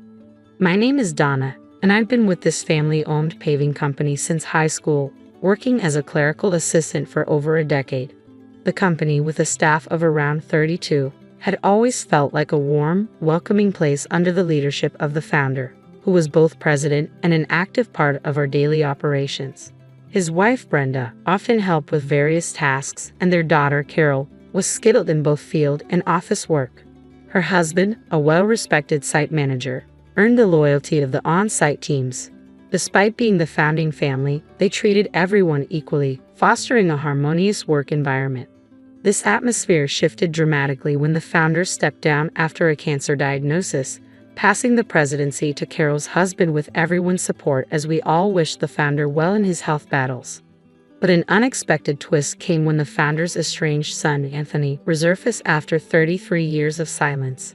Disowned decades ago, he returned with his family, and the company's dynamic changed almost overnight, marked by my abrupt and disheartening dismissal after years of loyalty. I hadn't known about Anthony's past until his sudden reappearance. Longtime employees shared stories of his troubled youth, recounting his frequent run-ins with the law and multiple instances where his parents had to smooth things over. His issues escalated as he dropped out of high school and became involved in multi-level marketing schemes and fraud, which eventually led his father to disown him. After years of estrangement, Anthony had returned, claiming to have recognized his mistakes and pleading for forgiveness. This tense reunion unfolded in our compact office layout with little space separating the clerical area from the president's office. He expressed his desire to start anew and work for the company, but given his past, it was hard to take his intentions seriously. Nevertheless, the chairman requested that we all give Anthony a chance, asking for a fresh start. Carol and the other senior employees, aware of Anthony's checkered history, struggled to embrace his return but respected the chairman's wishes. Soon after, Anthony and his family moved into an annex of the chairman's house, with Anthony joining the company and his wife helping with household responsibilities. I only saw their daughter once during a brief visit to the office. She looked like a college student. The chairman was convinced that Anthony had genuinely changed after enduring hardships, and Brenda was thrilled to have her son back, hoping it would restore unity within both the family and the company. But this optimism faded quickly. Before long, Anthony began stirring up tension, insisting that, as the eldest son, he was the rightful heir to the presidency. This bold claim soured his relationships with Carol and her husband, the site manager. Despite putting on a diligent front around his father, Anthony contributed little real work and frequently belittled the value of physical labor and those who performed it. His dismissive attitude toward the staff, whom he referred to as mere worker ants, swiftly alienated him. Several younger employees were so demoralized by his behavior that they felt compelled to approach the chairman directly, explaining they could not work under such conditions. Despite these concerns, the chairman and Brenda tried to mediate, urging patience and a broader view of the situation. Meanwhile, the chairman's health deteriorated, possibly from stress, leading to his hospitalization 5 months ago. During this vulnerable period, Anthony unilaterally declared himself president, ignoring the staff's preference for the original succession plan, which designated Carol's husband as the successor. Swayed by parental affection or perhaps clouded judgment, the chairman allowed this change, creating a deep rift within the company. Many employees saw this decision as biased and damaging to the company's previously positive atmosphere. With morale plummeting, Carol and her husband quietly took on the burden of keeping the company afloat. This shift in responsibility meant that many administrative tasks, once shared by Brenda, Carol, and me, fell entirely on my shoulders. I often found myself working late into the night to keep up. Meanwhile, Anthony's commitment was minimal. He spent much of his time at hostess bars, betting on horse races and gambling. Our interactions grew particularly tense after I confronted him about misusing the company credit card for personal expenses. While I had overlooked a few questionable charges in the past, this incident was impossible to ignore. Returning the receipt to him, I said firmly, "I can't approve this expense." Anthony's response was sharp. "Why not?" I replied, "This is for your wife's corrective underwear. It's not a business expense." Anthony's face flushed with anger. "Don't challenge me. She's the president's wife. It's only natural for her to dress well. This is a valid expense."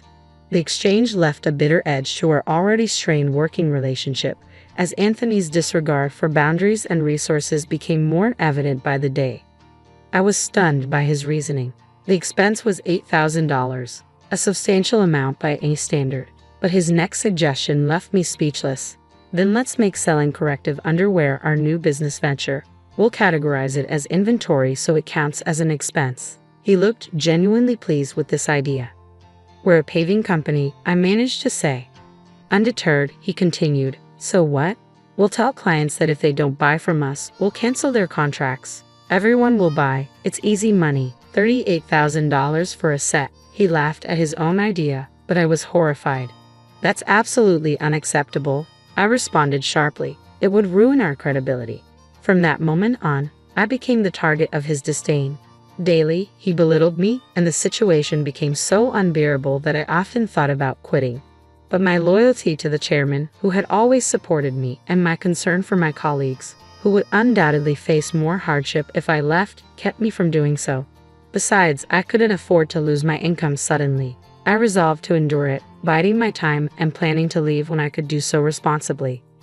Then, unexpectedly, I was fired.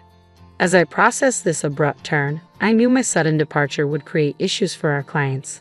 With determination, I approached him. "I can't just leave without proper notice and a handover," I insisted. "Your daughter will struggle with the workload on her own, especially today with her supplier payments due." His face turned red with anger. "Shut up. I told you to resign because my daughter is starting today. Let the payments wait until the suppliers come to collect. There's no need to pay them up front." Shocked, I tried to reason with him. "Isn't it normal to pay for something once you buy it?" I explained, as though speaking to a child. He dismissed me with a shocking suggestion. "Then tell them we won't make the payment this time. They should give it to us for free." "That's not how business is done," I replied, astounded. "You're completely useless," he snapped. "My daughter has a college degree. She can handle the office work easily. Unlike you, she won't question my expenses. We don't need someone like you in our company. Leave, now." It became clear he wanted his daughter to take over accounting to justify personal expenses as business expenditures. "Fine," I said, "but don't think I'll regret this." With a heavy heart, I gathered my belongings and left. Concerned for our clients, I immediately called Carol, knowing she and Brenda were preoccupied with the chairman's health, but trusting her to handle the urgent situation. Once outside, I realized I'd been fired without notice, a clear violation of labor standards. If I reported this, the company would face serious repercussions.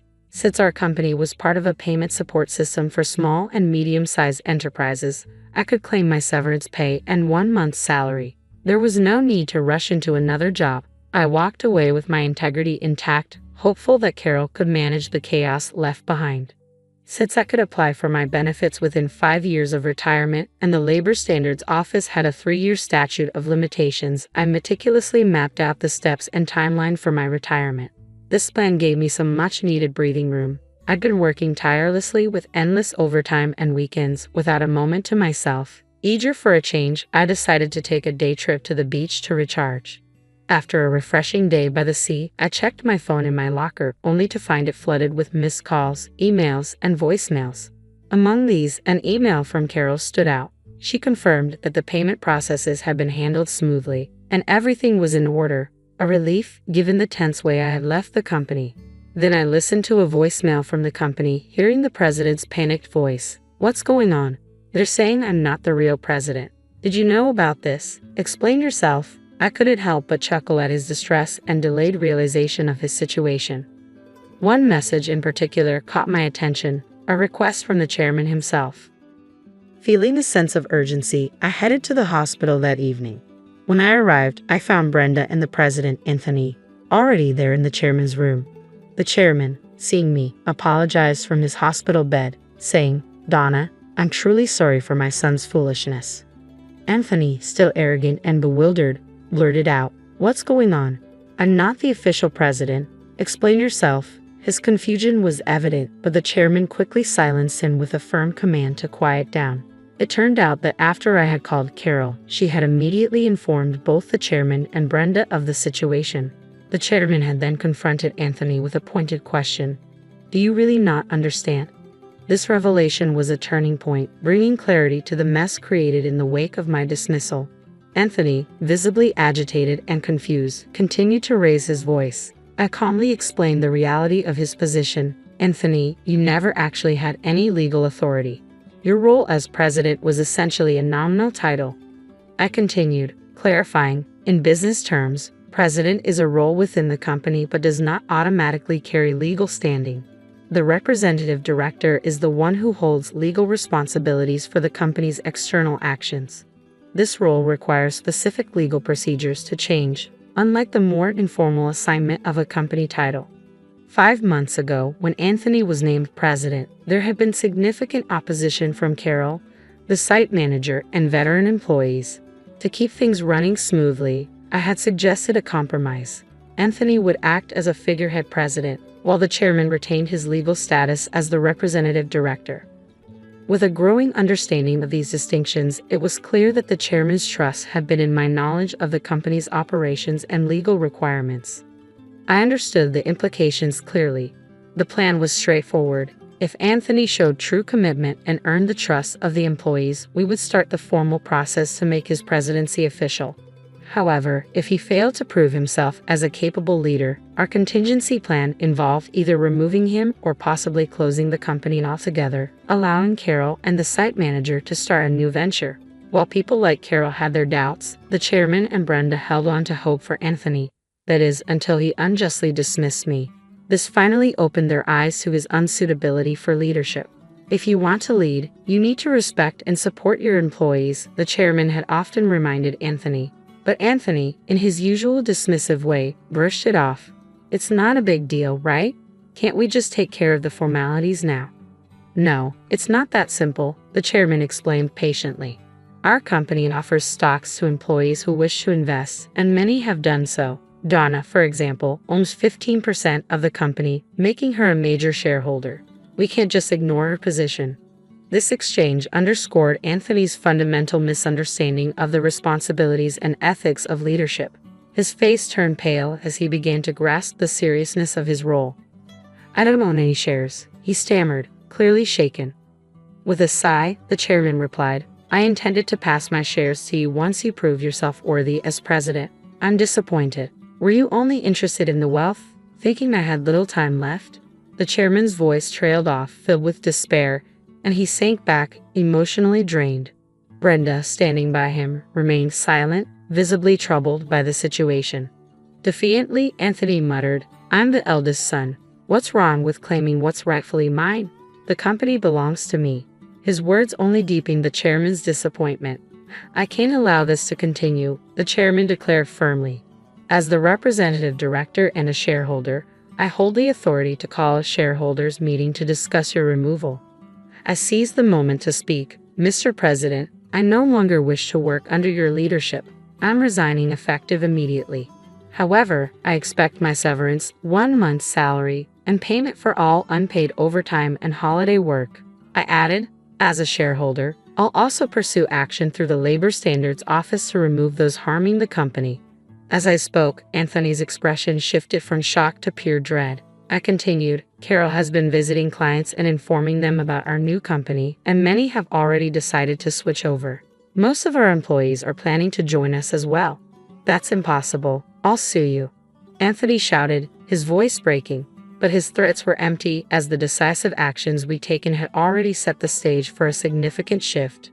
The chairman, stating his ground, asserted, I am the representative director. You don't have the authority to make such decisions. Anthony collapsed, a picture of defeat. Watching him, I felt a mix of regret, disappointment, and a sense of closure. Mr. President, I said, addressing him with finality, it's unfortunate it had to end this way. If you had only tried to learn and adapt, things might have been different. But this is the result of your choices. In the aftermath, the chairman made the difficult decision to close the company, leaving Anthony without a position. Anthony's wife attempted to sell corrective undergarments, but the venture failed. They eventually faced legal trouble for their involvement in a pyramid scheme and were arrested. Carol, returning home, found boxes of unsold inventory, a sad reminder of their failed attempt. Meanwhile, their daughter found work elsewhere, though I don't know the details. I am now happily employed at the new company Carol and the site manager established. Here, I value my relationships with colleagues and the genuine supportive work environment we've created. This experience taught me the importance of ethical leadership and the invaluable strength of a workplace built on integrity and respect.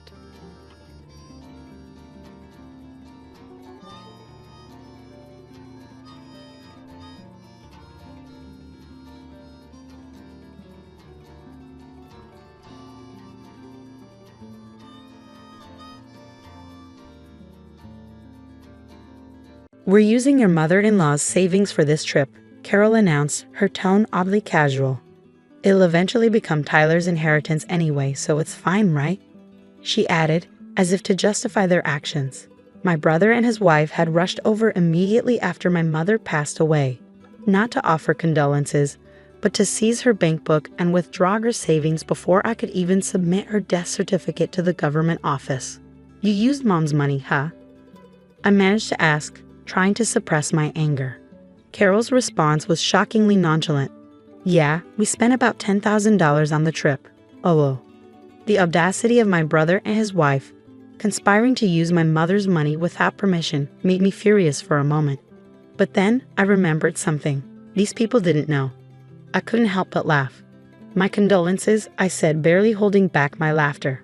Carol looked puzzled by my sudden outburst. What's wrong with you? Did the shock of us using the money make you go crazy? Of course, I wasn't going crazy. I just couldn't help but laugh when I imagined the surprised faces of my brother and his wife when they found out the truth and faced their miserable fate. Their carefree days were probably numbered. I am Samantha, a very ordinary office worker raised by kind parents. My parents were always good-natured, constantly thinking about what they could do for others. Their kindness sometimes led them to being deceived or burdened with unfair responsibilities, but I admired them nonetheless. However, my brother Tyler had a completely different personality. He was always calculating what was beneficial for him and acted accordingly. To him, our parents, who would go out of their way to help others, were incomprehensible. As Tyler grew up, his rebellion against our parents intensified. In high school, he began to demand more money from them, saying, "If you can afford to do something for others, you can give me more allowance." Despite accepting Tyler's personality, our parents never changed their beliefs. Their unwavering character only frustrated him more. Tyler's negative feelings towards our parents only grew stronger in college. Taking advantage of the fact that our parents paid for his tuition, Tyler spent his college days partying and eventually failing a year, causing them trouble. Parents should naturally devote themselves to their children, right? Or can you only be kind to others but not your own family? Tyler would argue, justifying his selfish behavior. After graduating college, Tyler moved out and started living on his own.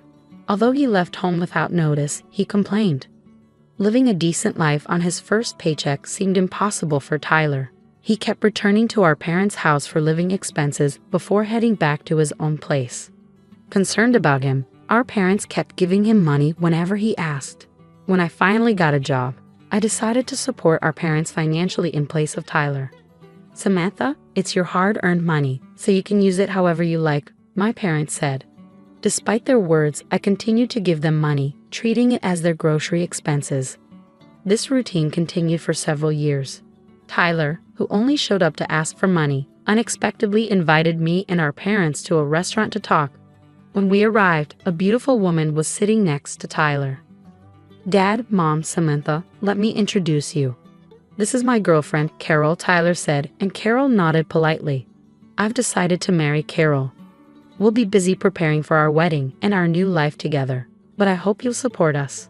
I initially thought Tyler meant support in terms of caring for Carol, but it became clear that his idea of support was entirely different. He asked our parents to cover the expenses for his wedding and their new home. Knowing our parents' inability to refuse help, Tyler skillfully persuaded them to foot the bill for everything. Even after the wedding and the purchase of their new home, he continued to rely on them for money.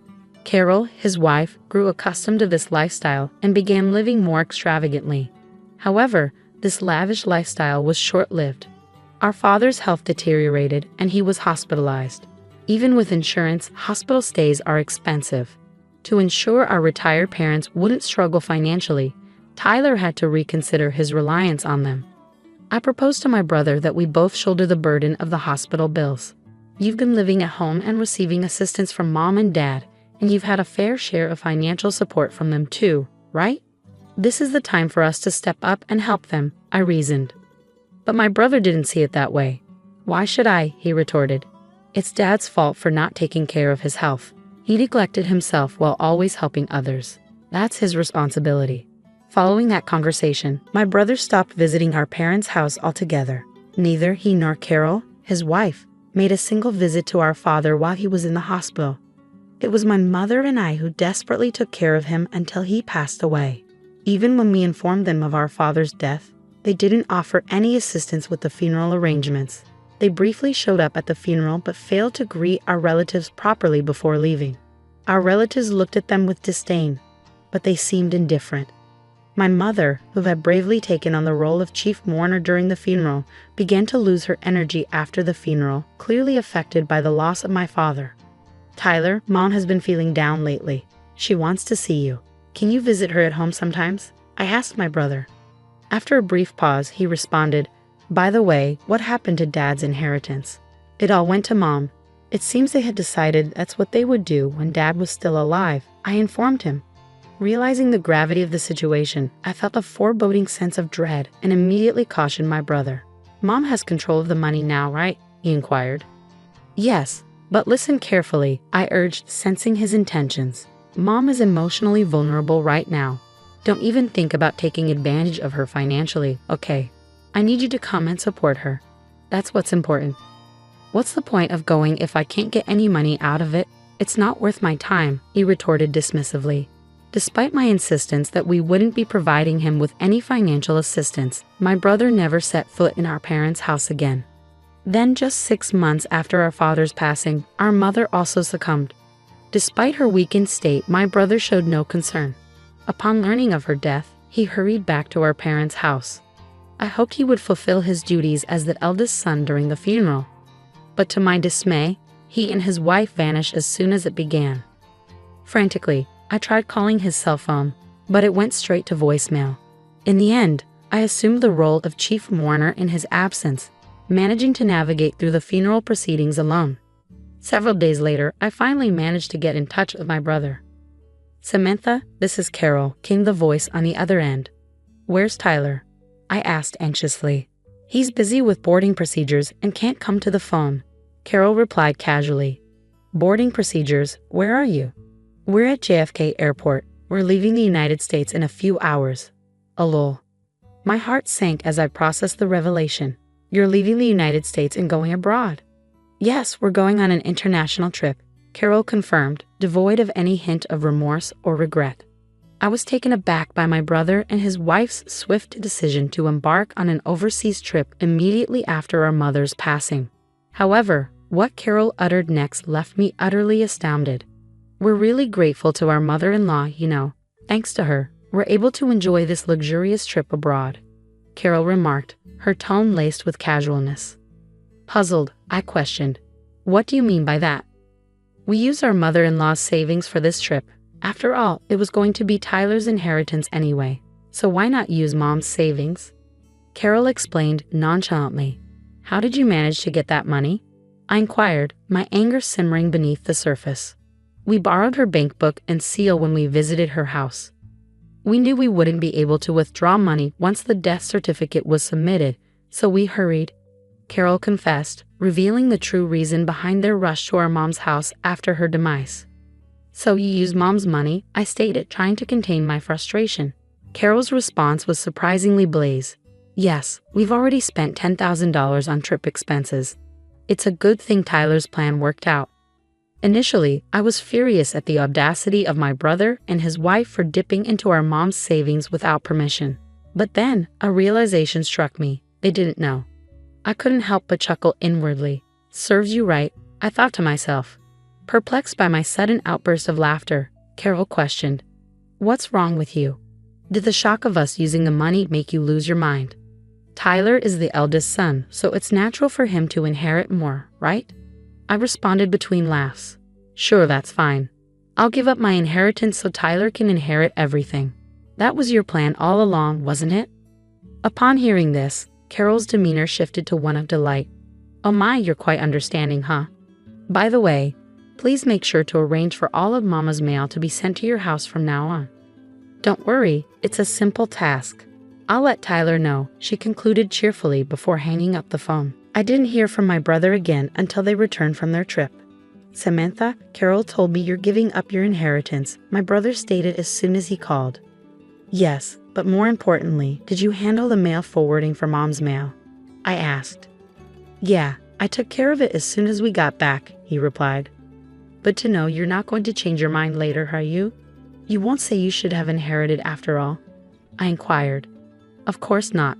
I still believe my decision was the right one," he'd affirmed confidently.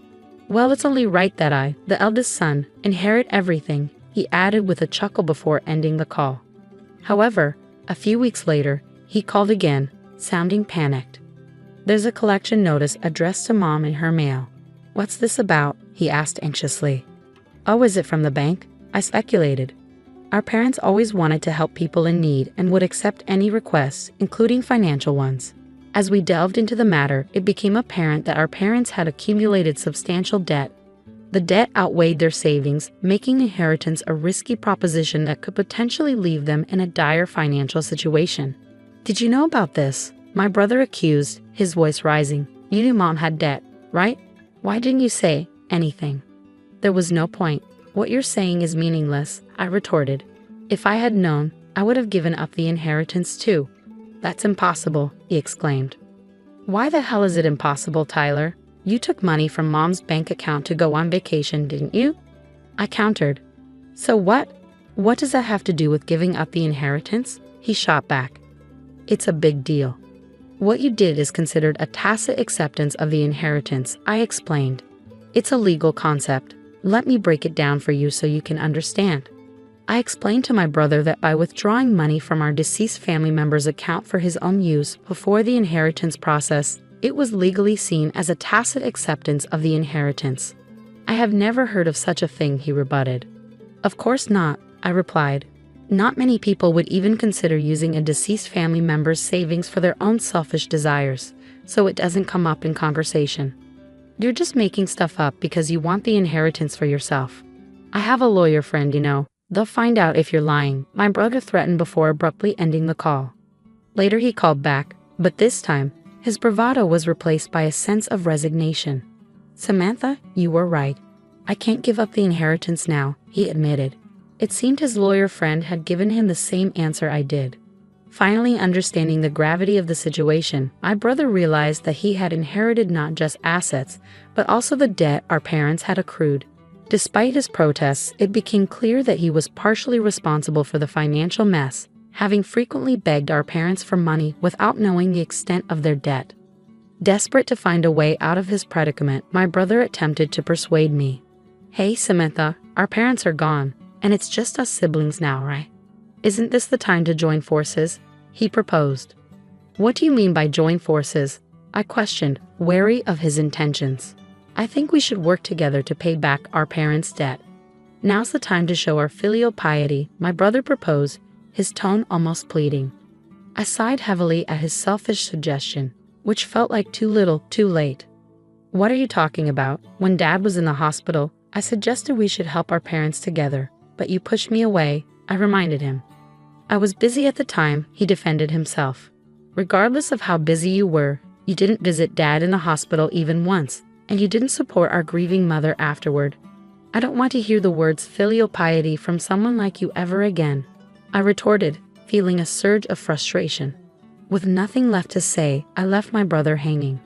Have you ever done anything for someone else, Tyler?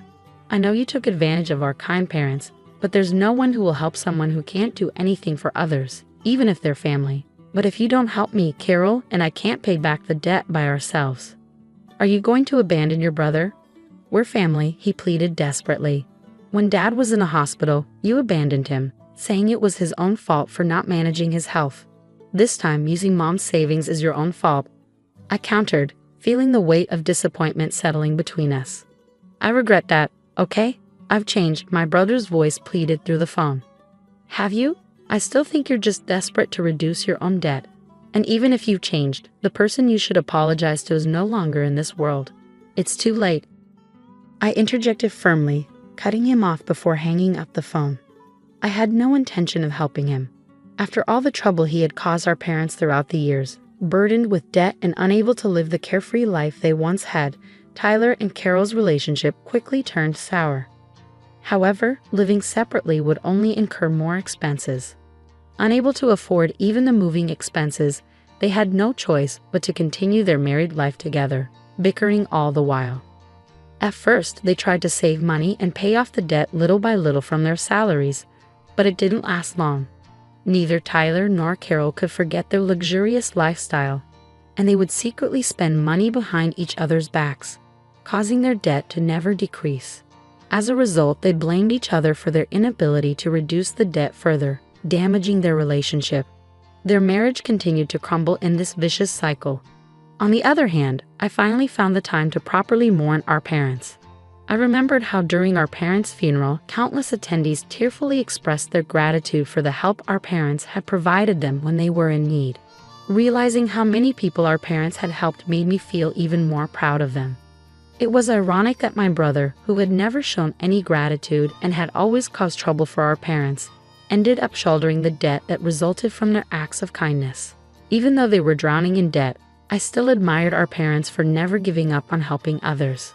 With these thoughts in mind, I continued to pay my respects to our parents at the family altar every day.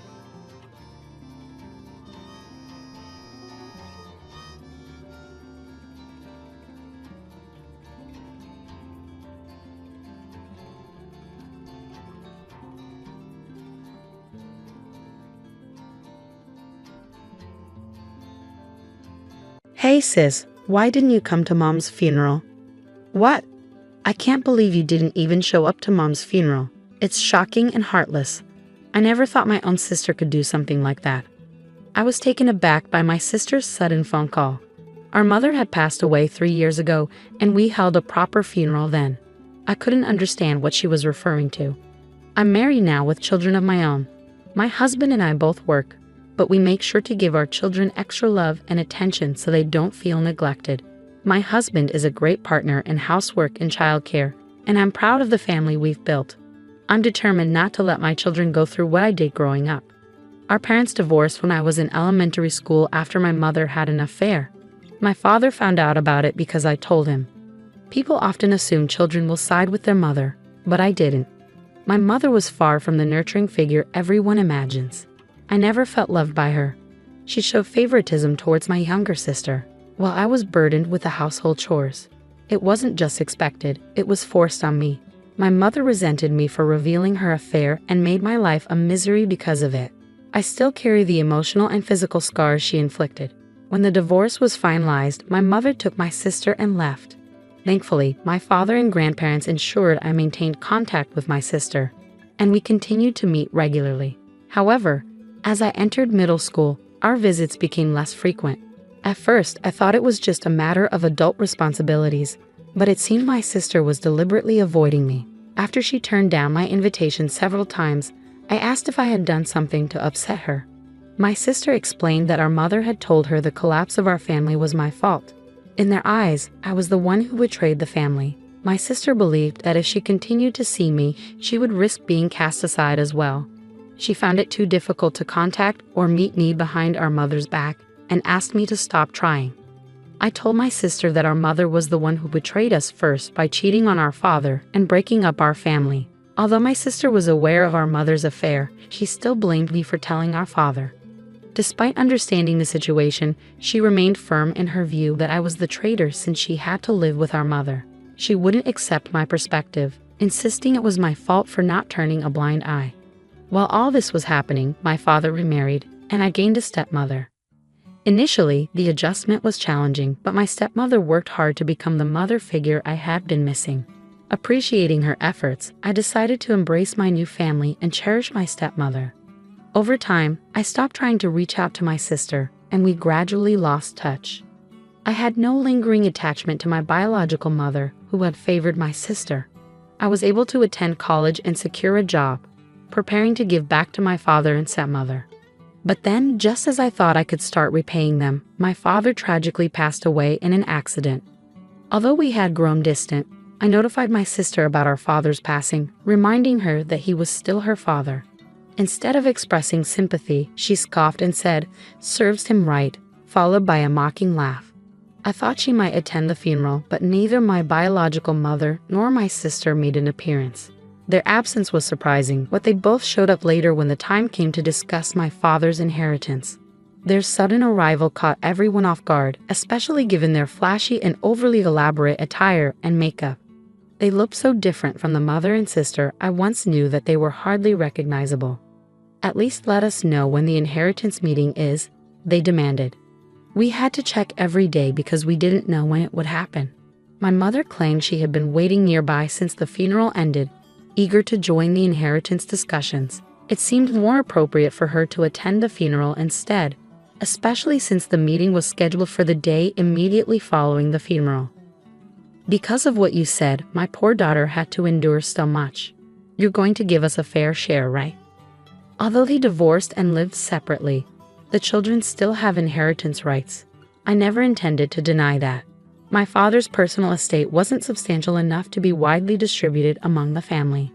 I can support myself through my job, and my stepmother is young enough to continue working. She seems inclined to work for a while longer, so even if I handed over my father's estate to my biological mother, my stepmother wouldn't be financially strained. To avoid further disputes, I decided to forgo my claim to my father's inheritance. What a fool! He made such a big deal out of a minor affair and pushed for a divorce. I agreed because staying with such a narrow-minded man was stifling. It wasn't our dad who left Mom, it was Mom who left our miserly dad. Poor you, having to grow up with such a father. My mother mocked and belittled my late father, while my sister joined in, laughing harshly and echoing her criticism. My sister went as far as to insult me, suggesting it was pathetic that I was raised by a father who had been abandoned. Neither of them showed any empathy or understanding for the sorrow and loss my father faced after being betrayed. Say whatever you want about me, but please respect our father's memory. What? The traitor speaks. You're the cause of all our troubles. And what about that drab appearance? You look older than your age, almost like Mom. With that kind of look, you probably don't have a boyfriend. If you can't attract a man, what use is it to be a woman? If you don't think that matters, you're seriously lacking as a woman. After a heated argument, my mother and sister told me to never contact them again and left abruptly. I couldn't bring myself to feel anger or disappointment toward them. Their inability to consider anyone else's perspective and their rigid self-centeredness left me feeling nothing but a deep emptiness. In that moment, I cut them out of my life completely. After they left, there was a period of quiet, but then a cough from someone brought me back to the present, and the inheritance was divided solemnly. Years later, my stepmother inherited the house my father left behind, and I continued living there. I sensed that she was thinking of me, even though I was now an adult. She tried to be a mother figure for me, and her care brought me happiness. But then she fell ill and was hospitalized. "I'm sorry I didn't ask you to live with me just so you could take care of me," she said. "I understand, but even though we live separately, I would have cared for you during your hospital stay, so there's no need to apologize." I visited the hospital to care for my stepmother whenever I could take a break from work. I didn't want any regrets like I had when my father was ill, Perhaps it was a form of self-satisfaction. Her time was limited, and I wanted to spend as much of it with her as possible. Throughout this difficult time, one man stood by me. Before my stepmother's illness was discovered, we had been planning our wedding. However, just as we were about to finalize our plans, we found out about her illness. I suggested postponing the marriage, but my partner felt it would be better to provide my stepmother with the reassurance of our commitment, and his presence proved invaluable to me. When the moment was right, I introduced him to my stepmother. He told her, "I'm excited for us to share our lives together, the three of us." His words and support meant the world to me. He added, "I have to see you in your wedding dress for your father's sake." This seemed to be her greatest joy, and she held on longer than expected. But a few days after our wedding, she passed away, joining my father in rest. My stepmother was financially secure, and I inherited a significant sum. With what she left behind, 3 years later I was able to build a happy family. However, my husband and I agreed from the start of our marriage to continue working and live within our means, without depending on the inheritance. Today, like any other day, I went to work and received a call on my personal phone from an unfamiliar number. Assuming it was a sales call, I didn't pick up. But the calls kept coming, one after another. I thought maybe someone was repeatedly dialing my number by mistake. At the end of the day, I decided to answer, and to my surprise, it was my estranged sister. "Finally, where were you?" "What do you mean? How could you forget our mother's funeral?" "Of course." She sounded like she was crying heavily. "What are you talking about? Our mother's funeral happened 3 years ago." "Huh." There was a brief silence, and then she continued angrily. "Maybe your stepmother died too. I'm talking about our real mother, and calling someone unrelated to you mother is just wrong." I found her tone irritating, but I tried to set it aside, understanding that the loss of her mother was likely a significant shock for my sister. For me, my stepmother was my real mother. She married a man with a child and instantly became a parent to a middle schooler. It wasn't until I had my own family that I fully grasped the challenges she faced. I believe the experience of nurturing a life within oneself is a time for a mother to grow in self-awareness and dedication. Of course, there are many ways to create a loving family, such as through adoption, without a biological connection. However, stepping into the role of a mother to a middle schooler unexpectedly is no easy feat, no matter how you look at it. Reflecting on my stepmother's efforts and concerns, all I feel is deep gratitude. I am eternally grateful to the stepmother who raised me. She is the model of the mother I aspire to be. Biological connections mean little. My sister's so-called real mother never even acknowledged my existence. When I think of the word mother, it's my stepmother who comes to mind, not my birth mother. At first, I was confused. I had assumed she was talking about my stepmother. Once I understood what my sister meant, I responded with a lack of interest. "Oh, I see." I could hear what sounded like her hitting or stomping on something in frustration over the phone. "What?" That indifferent tone. "The funeral has already happened. How could you not attend your own relative's funeral? You're so heartless. You must not have a drop of compassion." Though she raised a valid point, my sister had also skipped our relative's funeral. Our late father loved both of us dearly, and he was far more caring than our mother. In fact, neither my birth mother nor my sister attended our father's funeral, yet they took his inheritance and spoke ill of him. If you ask me, it seems more like they're the ones who lack compassion. Indifferent? Weren't you the one who said we were strangers? Huh. You got involved in the inheritance despite skipping Dad's funeral, right? Weren't you the one who told me never to contact you again? And I only just found out about our mother's death. After a pause, my sister murmured a small, "Oh, I forgot to tell you about the funeral." "Well, I'm glad you remembered. I'm going to waive any inheritance related to that woman, so you can do as you wish with it." With that, I ended the call. However, my sister, perhaps not fully grasping the situation, contacted me again a few days later. "Katie, I need your help. It seems our mother hinted at marriage to several men. Isn't that considered marriage fraud? They're threatening to sue me for compensation if I don't comply. I'm getting bombarded with demands. Just pay them. If I could, I wouldn't be calling you. Didn't you hear me say several men? It's not just one or two. Some of them seem really shady too. That's unfortunate, but let's not forget, you were the one who told me not to contact you again. Plus, it was no secret that our mother had a habit of being involved with men since she cheated on our father while he was still alive. In fact, it wasn't just one affair. If it had been a single lapse in judgment, our father might have considered forgiving her. Only he would truly know the situation. It's possible that I couldn't accept our mother, given her multiple relationships while raising us. My father tried to adopt my sister multiple times with the help of a lawyer, but I was informed that my sister didn't want to leave. I had to let go of the idea. My sister chose to stay with our irresponsible mother, even though she witnessed her behavior firsthand. Even if our mother had left a strong impression on her, my sister's decision to remain with her, despite the shared memories we have, speaks to her own responsibility as an adult. Lahats. You know you were the one calling me a traitor all this time. I don't need a sister who labels me that way. You're the one who declared us strangers first. So don't show up now and pretend we're family. It's unwelcome. Don't ever contact me again. We're strangers, remember. I ended the call without waiting for my sister's response. I blocked her number and went back to my family. Later, I got a call from my biological mother's relatives. I thought the matter was settled, but they called to apologize for the disrespect my mother and sister had shown me. I decided to hear them out. They acknowledged how poorly my mother had treated me and expressed their shock at her audacity in trying to claim my father's inheritance after we had been separated. They offered sincere apologies for allowing her visit at a time when I was still grieving. But that's all in the past now, I said. Then they brought up my sister. Apparently, she was following in our mother's footsteps and acting irresponsibly with men. Since her return, they had repeatedly warned her that she would face consequences if she didn't change her behavior. Instead of heeding their advice, my sister had become just like our mother, and they could no longer manage her. Mother got mixed up with unsavory men, and my sister was being coerced into participating in criminal activities. Feeling trapped, my sister was also involved with multiple men simultaneously, leading to numerous heated conflicts.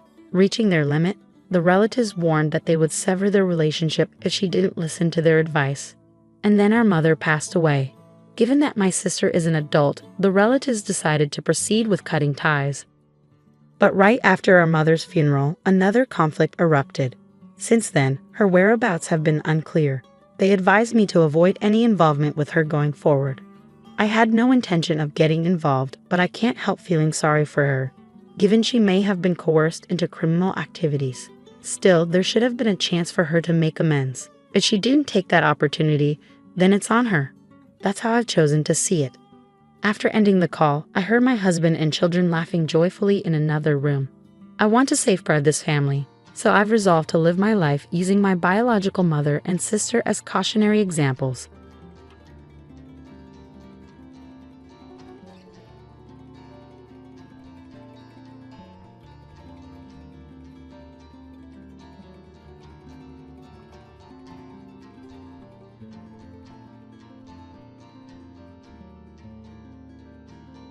I've already invested $60,000 simply to ensure your happiness.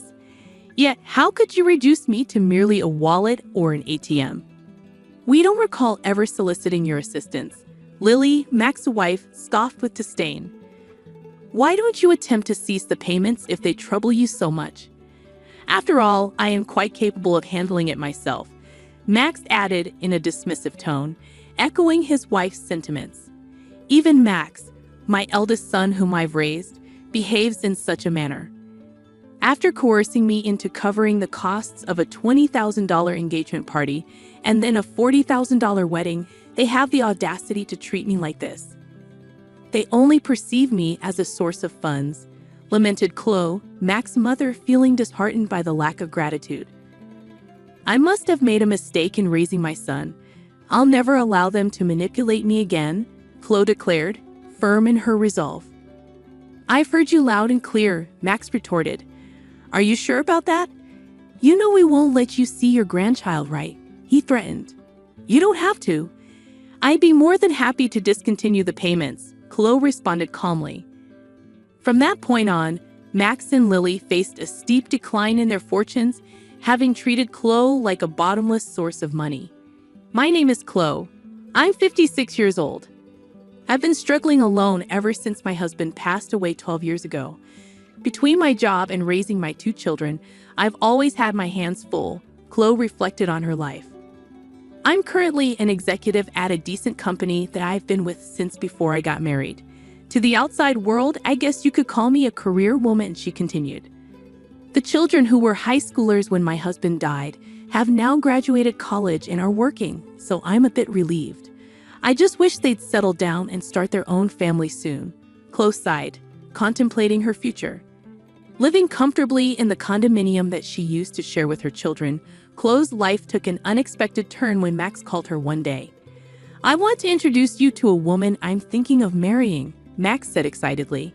Delighted, Chloe agreed, and when Max brought Lily, his fiancée, to meet her, Chloe couldn't help but be proud. Nice to meet you. I look forward to getting to know you, Chloe greeted Lily warmly.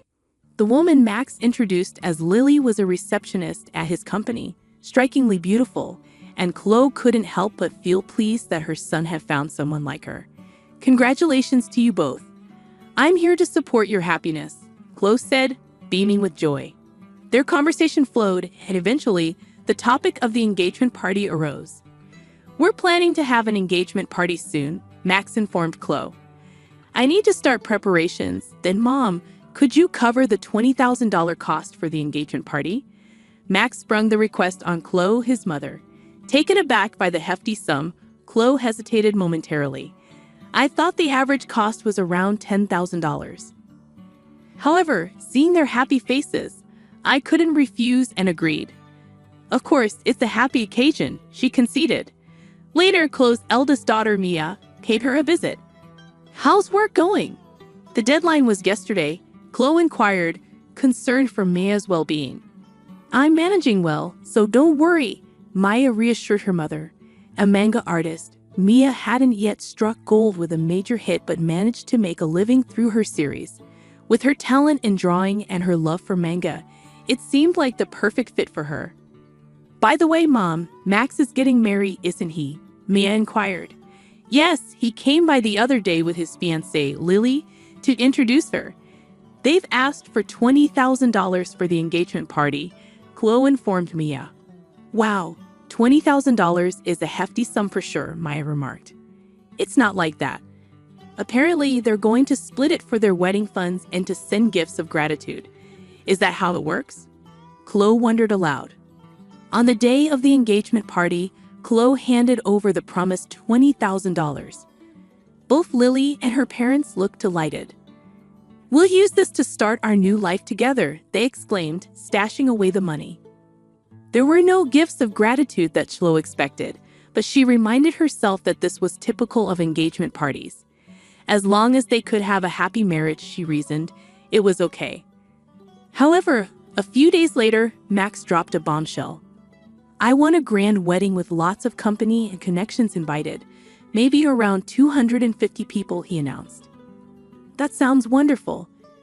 And with that, Mom, I'd like to ask you to cover the upfront cost of the wedding, Max requested. What? I was under the impression that weddings were funded by the couple themselves, Chloe protested. I'm counting on you, Mom. It's pretty standard for parents to pay for the wedding. But didn't I give a lot of money for the engagement party? Lily's parents are frail and can't contribute, and I'll give you back the wedding gift, Max pressed on, leaving Chloe feeling reluctant to agree. I opened the bill Max had brought, and to my shock, the amount totaled $40,000. The idea of such an upfront cost made my head spin. How grand of a wedding were they planning? Wait a minute, isn't this a bit too much? Why not have a wedding within your means? I questioned, feeling overwhelmed. It's a once-in-a-lifetime event, and Lily doesn't want to compromise. Plus, don't you want Lily's parents to see how happy she is? Max countered, cornering me. Being pressured like that, I couldn't refuse.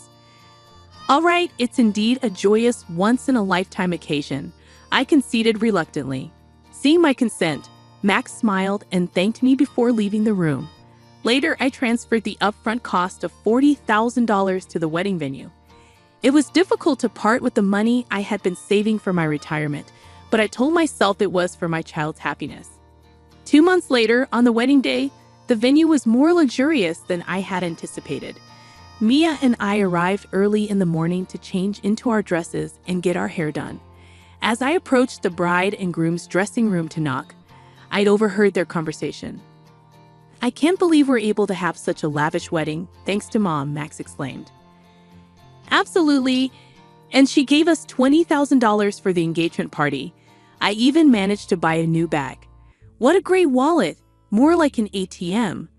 Let's keep withdrawing from it, Max," Lily chimed in. "That's mean," Maya whispered, stunned by their conversation. Lily continued gleefully, "If we ask her, she'll probably cover the rest of the wedding costs, right?"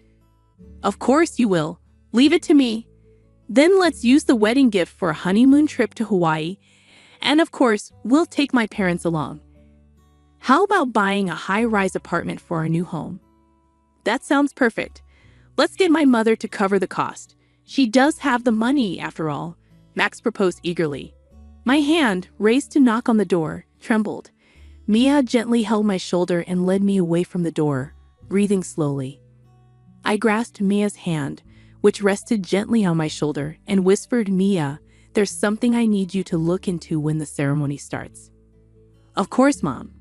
Leave it to me," Maya assured me. And so Max and Lily's wedding commenced. From their vows in the chapel to the toasts at the start of the reception, my mind was consumed with the conversation between Max and Lily earlier. Even as the MC introduced me and the spotlight fell on me, all I could manage was a bow. Mia, who had been circulating and offering toasts, returned to me. "Mom, I checked with Lily's relatives. Both of her parents are perfectly healthy." "That's horrible. We need to confront them." "I'll be right there with you," I declared.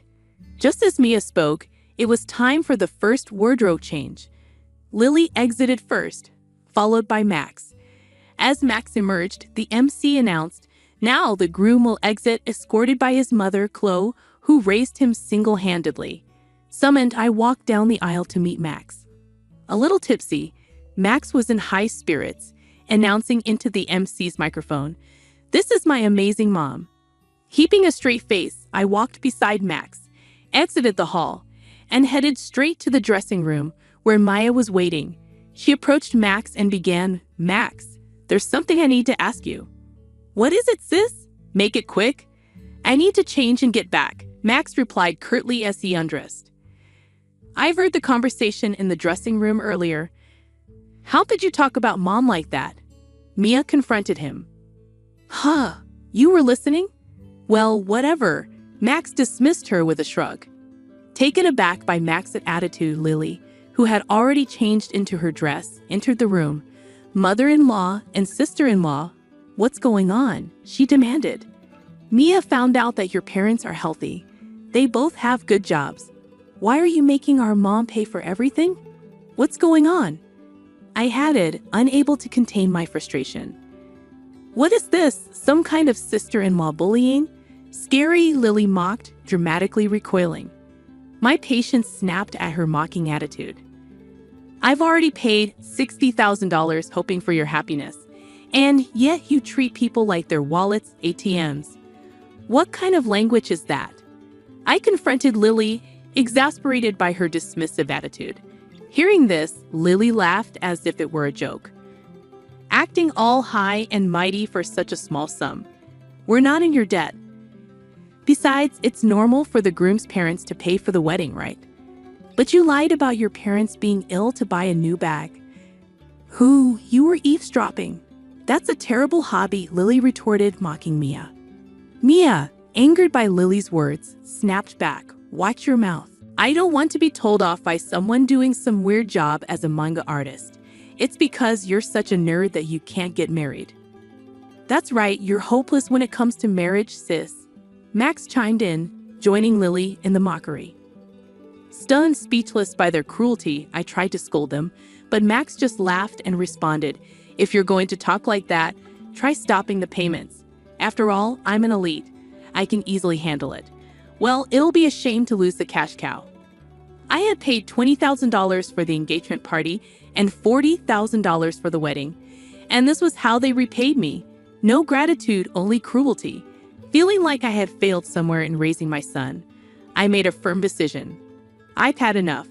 I won't be manipulated by them anymore. "I've heard all you have to say. Are you sure about that? If you don't listen to us, you won't see your grandchild, Max threatened. That's fine. You don't need to bring them over. I'll gladly stop the payments. I replied firmly, refusing to yield to their threats. Max and Lily stared at me, stunned, as I continued, I'm severing hard ties here. I wish you all the best. Taking Maya's hand, we left the venue, the joyous noise of the reception still audible as we departed. A month later, as Mia and I were enjoying some tea at home, the intercom rang with a shrill tone. Oh, Mom, it's Max. What should we do? Mia asked, uncertainty evident in her voice. It had been a month since I last saw Max.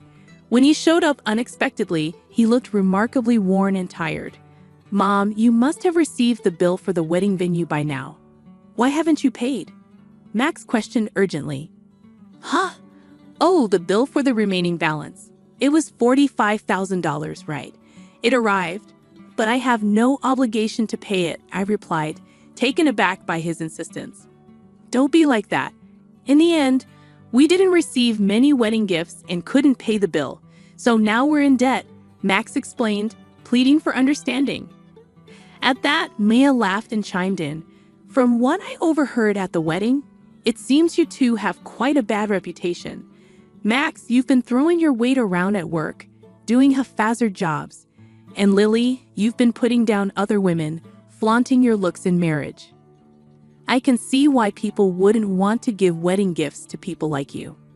Hey sis, stay out of this, Max snapped, clearly annoyed by Mia's comment. I sighed deeply. You too? It's not just me you haven't been considerate of. It's everyone around you. The wedding expenses are your own doing. Please pay them yourselves. Desperately, Max pleaded, Mom, I'm in a bind here. Lily can't control her spending, and even her parents have started to take advantage of me. Lily's love of money isn't exactly a new revelation, Mom. Plus, having seen Lily, I can easily imagine her parents behaving the same way. Please, Mom, think about helping us. Give us some money. I sternly replied, You were the one who said I'm an elite, and it'll be a piece of cake. You told me to stop making payments, didn't you? And didn't you say that we were severing our ties? I have no obligation to give you any more money. Mom, don't call me Mom. I don't want to be called that by someone who has only ever seen me as a cash cow. To be honest, I'd like you to repay me for the wedding and the engagement party, but I'll write it off as a settlement payment. Now please leave, I declared firmly. Max, who had looked shocked, now had a malicious look on his face. Hey, are you really okay with this, Mom? Cutting ties with us like that? How will you spend your old age without a husband? Don't you want to see your grandchild? He challenged. Before I could respond, Mia intervened. Don't worry about that. I will be by Mom's side. And what can an unsuccessful comic artist like you do? You can't even have children. Shut up, Max, she retorted sharply. Max, frothing at the mouth with anger, sneered. Ah, so scary. Sure, you mock me as a failed manga artist or an otaku, yet my manga was among the top-selling Kyoto manga this year. Did you know it's set to be turned into an anime and movie next year? Safe to say, I'm in a much better financial state than you and your debts. At this point, Max noticed something. Hey, is that this? Oh, you noticed. Yes, that's what's happening, Mia confirmed, flashing the ring on her left ring finger. I'm getting married to my editor. He's a big shot at a major publishing house, a real high flyer. So we can take care of Mom. We don't need you anyway. We never intended to have our children care for us. Thanks, Mia. We're having a wedding, but we'll handle everything ourselves. We'll invite Mom, Max, but you don't need to come, Mia concluded, leaving Max stunned. I said, did you get it now? Never bother us again. With those words, Mia and I steadily pushed Max towards the front door. Please, Mom, and you too. Sis, Max pleaded, but it was time to make a stand. Then something came to mind. What are you going to give us money for? Max's hopeful expression turned sour as I continued. That director at your wedding? Turns out, I didn't know, but he's a client of my company. It seems your hiring and all your undeserved privileges were out of consideration for me. I told them to stop that though. What? You didn't hear about this? Stop it, please. Handle it on your own. Now goodbye. With finality, Mia and I pushed Max outside and firmly locked the door. Max made a fuss outside, but after ignoring him for a while, it became quiet. A year passed since then. Right after that incident, I sold the house to avoid Max and Lily's visit and bought an apartment with elderly services for my old age. According to a neighbor from my condo, Max and Lily showed up and created a scene, asking why I wasn't there. Hence, I believe my decision was the right one. As for Max and Lily, they'd abandoned their dream of a luxury high-rise apartment and now live in a cramped space. Max, it seems, was demoted after his actions were reviewed. Perhaps hurt from falling from his elite status, Max worsened his attitude towards others. Surprisingly, he's not fired yet. Lily, who quit her job upon marriage, continued to splurge for a while, but their funds quickly ran out. Even with their debts, Lily's luxurious habits did not change, and her parents continued to demand money. Apparently, they quarrel daily. I hope the two learn the hardship of earning money and appreciate the people around them and grow up, though that might be too much to ask from them. I still maintain a good relationship with Mia. Mia's husband is a good man who treats me well, and they are expecting a baby. I plan to spoil my lovely daughter and grandchild, and looking forward to it keeps me working every day.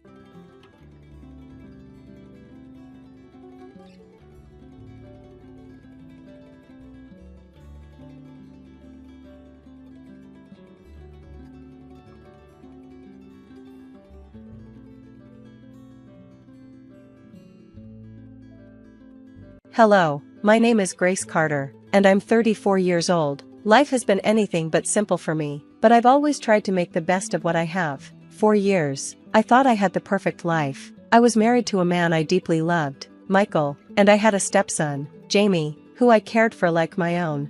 But life has a funny way of surprising you when you least expect it. Sometimes, the people you trust the most can hurt you the deepest. My story is about betrayal, heartbreak, and finding the strength to stand up for myself. It all started on what I thought was a regular Tuesday afternoon. I had just finished a long day at work, and I was looking forward to a quiet evening at home. I had no idea that my life was about to take a sharp turn. As soon as I walked through the door, I noticed something was off. Michael was standing in the living room, his arms crossed, his face stormy. Jamie was sitting on the couch, looking at the floor, avoiding my gaze. "Grace," Michael said coldly, "we need to talk." His tone made my stomach drop. "What's going on?" I asked, trying to keep my voice steady. Michael's jaw tightened. "Jamie told me what you've been doing behind my back." I blinked in confusion. What are you talking about?" Jamie finally looked up, tears in his eyes. "I saw you, Grace. You were on the phone with someone, laughing and smiling. I heard you say you couldn't wait to meet up with him." My heart sank. Jamie had misunderstood something, but I could see he was genuinely upset. "Jamie, I think there's been a misunderstanding. I was talking to Lydia, my best friend, about meeting up for coffee." Michael didn't budge. "Do you think I'm an idiot, Grace?" Jamie wouldn't lie about something like this. No matter how much I tried to explain, Michael refused to believe me. He was convinced that I had been unfaithful, and nothing I said could change his mind.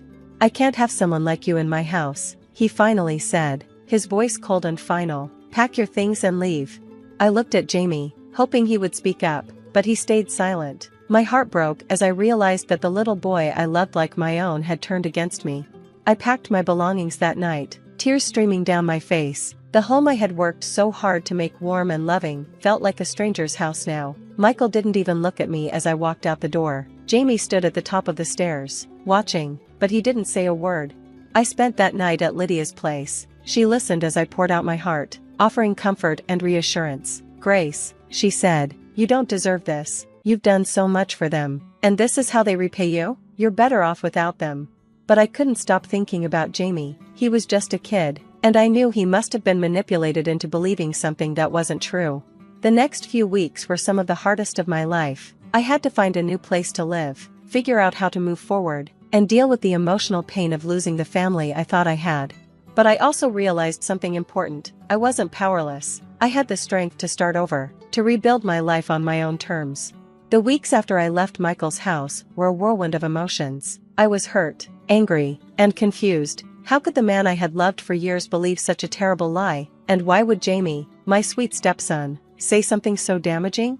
I tried to focus on rebuilding my life. I moved into a small apartment, just enough for me to feel safe and have a fresh start. But no matter how hard I tried to move on, the questions kept haunting me. I knew I needed answers. One day, while grocery shopping, I ran into an old neighbor, Mrs. Linton. She was a kind, elderly woman who had always been friendly to me. When she saw me, her eyes lit up, but there was also a hint of concern. "Grace, dear," she said, "how are you doing?" I was so shocked to hear about what happened. Her words caught me off guard. "You know about it?" I asked cautiously. "Oh, yes," she said, leaning in closer. "Jamie was telling my grandson about how he had to tell his father the truth. He said you were planning to leave him for someone else." My heart sank. Jamie was spreading the lie? But why? "Mrs. Linton," I said, my voice trembling, "did he say anything else?" She hesitated for a moment, then nodded. "He mentioned how much he hated that you were always trying to discipline him. Said he wanted things to go back to how they were before you came into their lives." Her words hit me like a punch to the stomach. Jamie wasn't just misled, he had a motive. I went home and thought about what Mrs. Linton had said. Memory started to flood back. Jamie's reluctance to listen to me, his occasional outbursts about wanting his dad to himself, and the way he always seemed to cling to Michael whenever I tried to enforce rules. It all made sense now. Jamie had been struggling to accept me as a parental figure, and this lie was his way of trying to push me out of their lives. But why would Michael believe him so easily? That question still gnawed at me.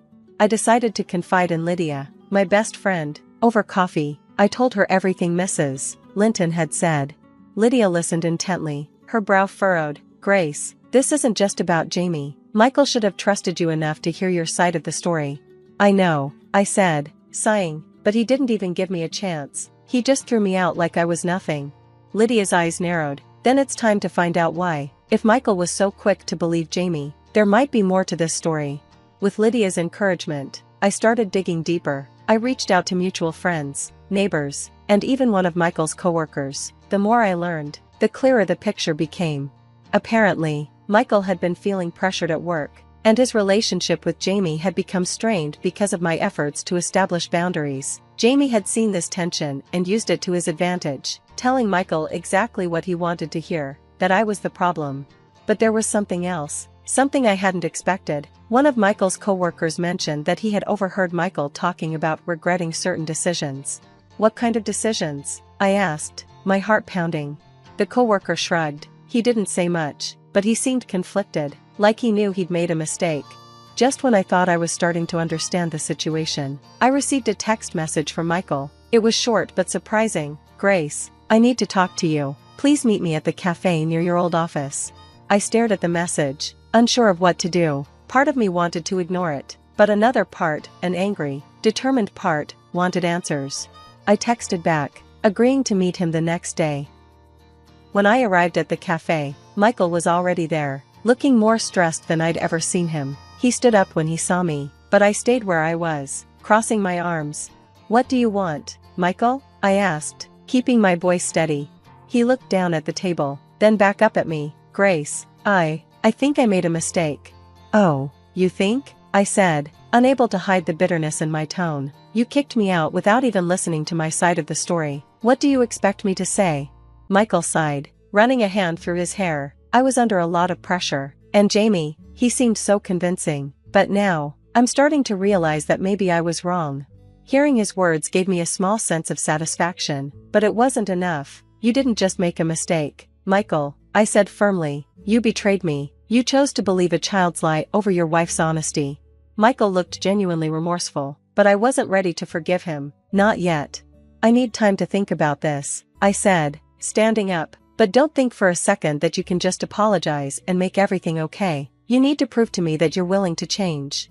As I walked out of the cafe, I felt a surge of strength. For the first time in weeks, I felt like I was taking control of my life. The meeting with Michael lingered in my mind, but I refused to let it control my emotions. I had given him a chance to speak, but his words were far from enough to erase the damage he'd done. If he wanted me to consider his apology, he'd have to earn it, and I wasn't about to make it easy. A week after the cafe meeting, I was surprised to find Jamie standing outside my apartment door. He looked nervous, clutching his backpack and shifting from foot to foot. "Jamie?" I asked, confused. "What are you doing here?" I need to talk to you," he said, his voice trembling. I hesitated, unsure if I was ready to face him, but something about the way he looked, guilty, vulnerable, made me step aside and let him in. As soon as the door closed, Jamie burst into tears. "I'm sorry, Grace," he sobbed. "I didn't mean for everything to get so bad. I just wanted Dad to spend more time with me." I led Jamie to the couch and sat down beside him, trying to process his words. "Jamie, you need to explain. Why did you lie about me?" Through his tears, Jamie confessed everything. He admitted that he had felt jealous of the time Michael and I spent together and resented the rules I had set for him. When he realized how much Michael trusted him, he saw an opportunity to get me out of the house. "I thought if you were gone, things would go back to the way they were," he said, his voice cracking, "but it didn't. Dad's been so angry and sad, and I feel awful. I didn't think it would turn out like this." Hearing Jamie's confession was heartbreaking. I wanted to be angry, but looking at him, all I saw was a child who had made a terrible mistake out of fear and insecurity. "Jamie," I said gently, "do you understand how much pain you caused? You didn't just hurt me, you hurt your dad, too. Families are supposed to support each other, not tear each other apart." He nodded, tears streaming down his face. "I know. I'm so sorry, Grace. I'll do anything to fix it. Please don't hate me." I sighed, my heart heavy. "I don't hate you, Jamie, but fixing this won't be easy. You need to tell your dad the truth." The next evening, Jamie asked me to come with him to Michael's house so he could confess. I agreed, though the thought of stepping back into that house made my stomach churn. When we arrived, Michael looked surprised and wary to see me. Before he could say anything, Jamie stepped forward.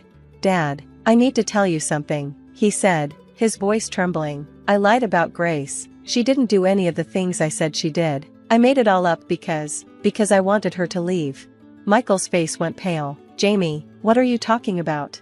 "I was jealous," Jamie admitted, tears welling up in his eyes again. "I thought if Grace was gone, things would be better, but I was wrong. I'm so sorry, Dad." Michael turned to me, his eyes filled with guilt and shame. "Grace, I don't know what to say. I can't believe I let this happen. I'm so sorry for everything." I crossed my arms, keeping my expression neutral. "Michael, Jamie's owning up to his mistake, but what about you? You didn't just believe his lie, you acted on it without giving me a chance to explain. Do you have any idea how much that hurt?" Michael nodded, his voice breaking. "I do, and I'll never forgive myself for it. I was so caught up in everything else that I didn't stop to think. I let you down, and I let Jamie down, too." While their apologies were a step in the right direction, I wasn't ready to let go of all the pain just yet. "This isn't something we can fix overnight," I said firmly. "It's going to take time and effort from both of you to rebuild the trust that was broken." Michael nodded eagerly. "I'll do whatever it takes, Grace. I mean it. I just want a chance to make things right." Jamie looked at me, his eyes filled with hope. "Me too, Grace. I promise I'll do better." I laid out my conditions clearly. If Michael and Jamie wanted to repair our relationship, they needed to commit to open communication and mutual respect. For Jamie, that meant accepting me as part of the family and following the rules we set together. For Michael, it meant proving that he valued our marriage enough to stand by me, even when things got tough. They both agreed, and for the first time in weeks, I felt a glimmer of hope, but I knew this was just the beginning. As I left Michael's house that night, I felt a mix of emotions: relief, cautious optimism, and a lingering sadness for what had been lost. The road ahead wouldn't be easy, but I was determined to walk it on my own terms. The next few weeks were a whirlwind of emotions and tentative steps toward rebuilding what had been broken. I wasn't ready to jump back into my marriage, but I also didn't want to shut the door on it completely. The key to moving forward was making sure that both Michael and Jamie understood the depth of the hurt they had caused and the work needed to mend it. Michael called me every evening, updating me on his efforts to create a better environment at home. He'd started attending a parenting workshop to learn how to communicate more effectively with Jamie, and he'd also begun therapy to address his own impulsiveness and inability to listen. "Grace, I've been doing a lot of thinking," he said during one of our calls. "I know I failed you, and I can't expect you to forgive me overnight, but I promise, I'm committed to doing better, for you and for Jamie." It was clear that Michael was taking my words seriously, but I needed more than promises. Actions speak louder than words, and I was determined to see real, lasting changes before I considered taking him back. Jamie's transformation was equally important. He began attending counseling sessions with a child therapist, who helped him work through his feelings of jealousy and insecurity. He also wrote me a heartfelt letter, apologizing again for his behavior and promising to make amends. In one particularly touching moment, Jamie asked if we could start over. "I want to be a better stepson, Grace," he said, his voice earnest. "I know I messed up, but I want us to be a family again."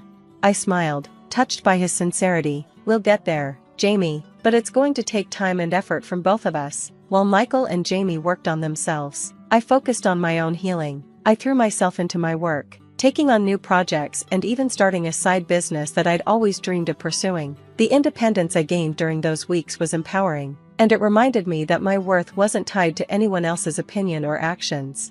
I also reconnected with friends I hadn't seen in years. They reminded me of who I was before the chaos, and their support was invaluable as I navigated this difficult chapter of my life.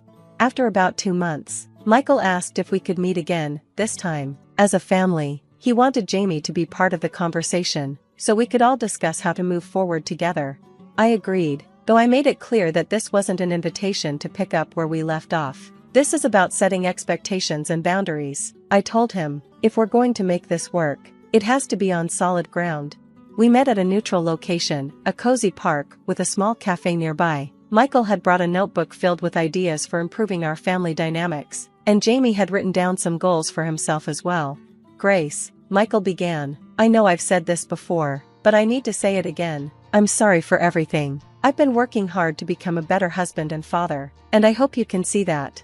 Jamie chimed in, his voice steady. "I've been working on myself too, Grace. I know I have a lot to prove, but I want you to know that I'm serious about being better."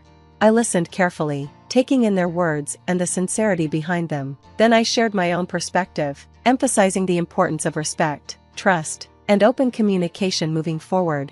By the end of the meeting, we had come to an agreement. We would take things one step at a time, focusing on rebuilding trust and strengthening our relationships. Michael and Jamie would continue their therapy sessions, and I would maintain my independence while giving our family dynamic a chance to heal. We hugged at the end of the conversation, a tentative but hopeful sign of the progress we'd made. The journey had been anything but easy, but it taught me valuable lessons about resilience, self-worth, and the power of forgiveness. While the pain of betrayal still lingered, I chose to focus on the growth that had come from it. In the weeks that followed, I noticed real changes in both Michael and Jamie. They were more communicative, more respectful, and more committed to making our family work. Though the road ahead was still uncertain, I felt a renewed sense of hope. Whether or not our family fully healed, I knew I had done everything in my power to create a better future, for myself and for those around me. Because in the end, healing isn't just about mending relationships, it's about finding strength within yourself to move forward, no matter what lies ahead.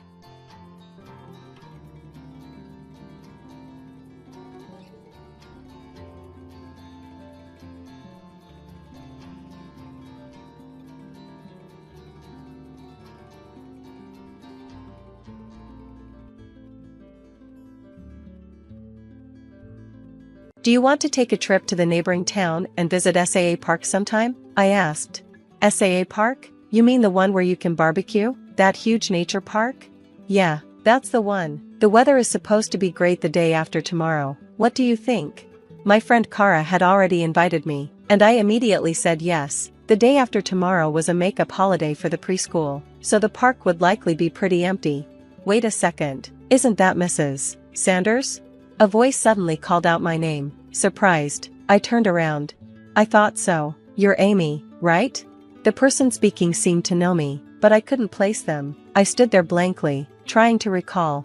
"Oh, sorry, you probably don't remember me. I'm Dan from the sales department at the same company as your husband, Tom. We met at a company dinner once." "Dan? From Tom's company?" It clicked. "Oh, yes, I remember now. What a coincidence running into you here." I explained that I was out with friends and the kids, taking advantage of the preschool holiday. "Are you from around here?" I asked. "No, we came from the next town over. How's your daughter, Anna? She must be in 5th grade by now, right?" "Anna?" I blinked. I think you might be mistaken. I have 2 daughters, Mia, who's in 2nd grade, and Lucy, who's in preschool. Both are mine biologically."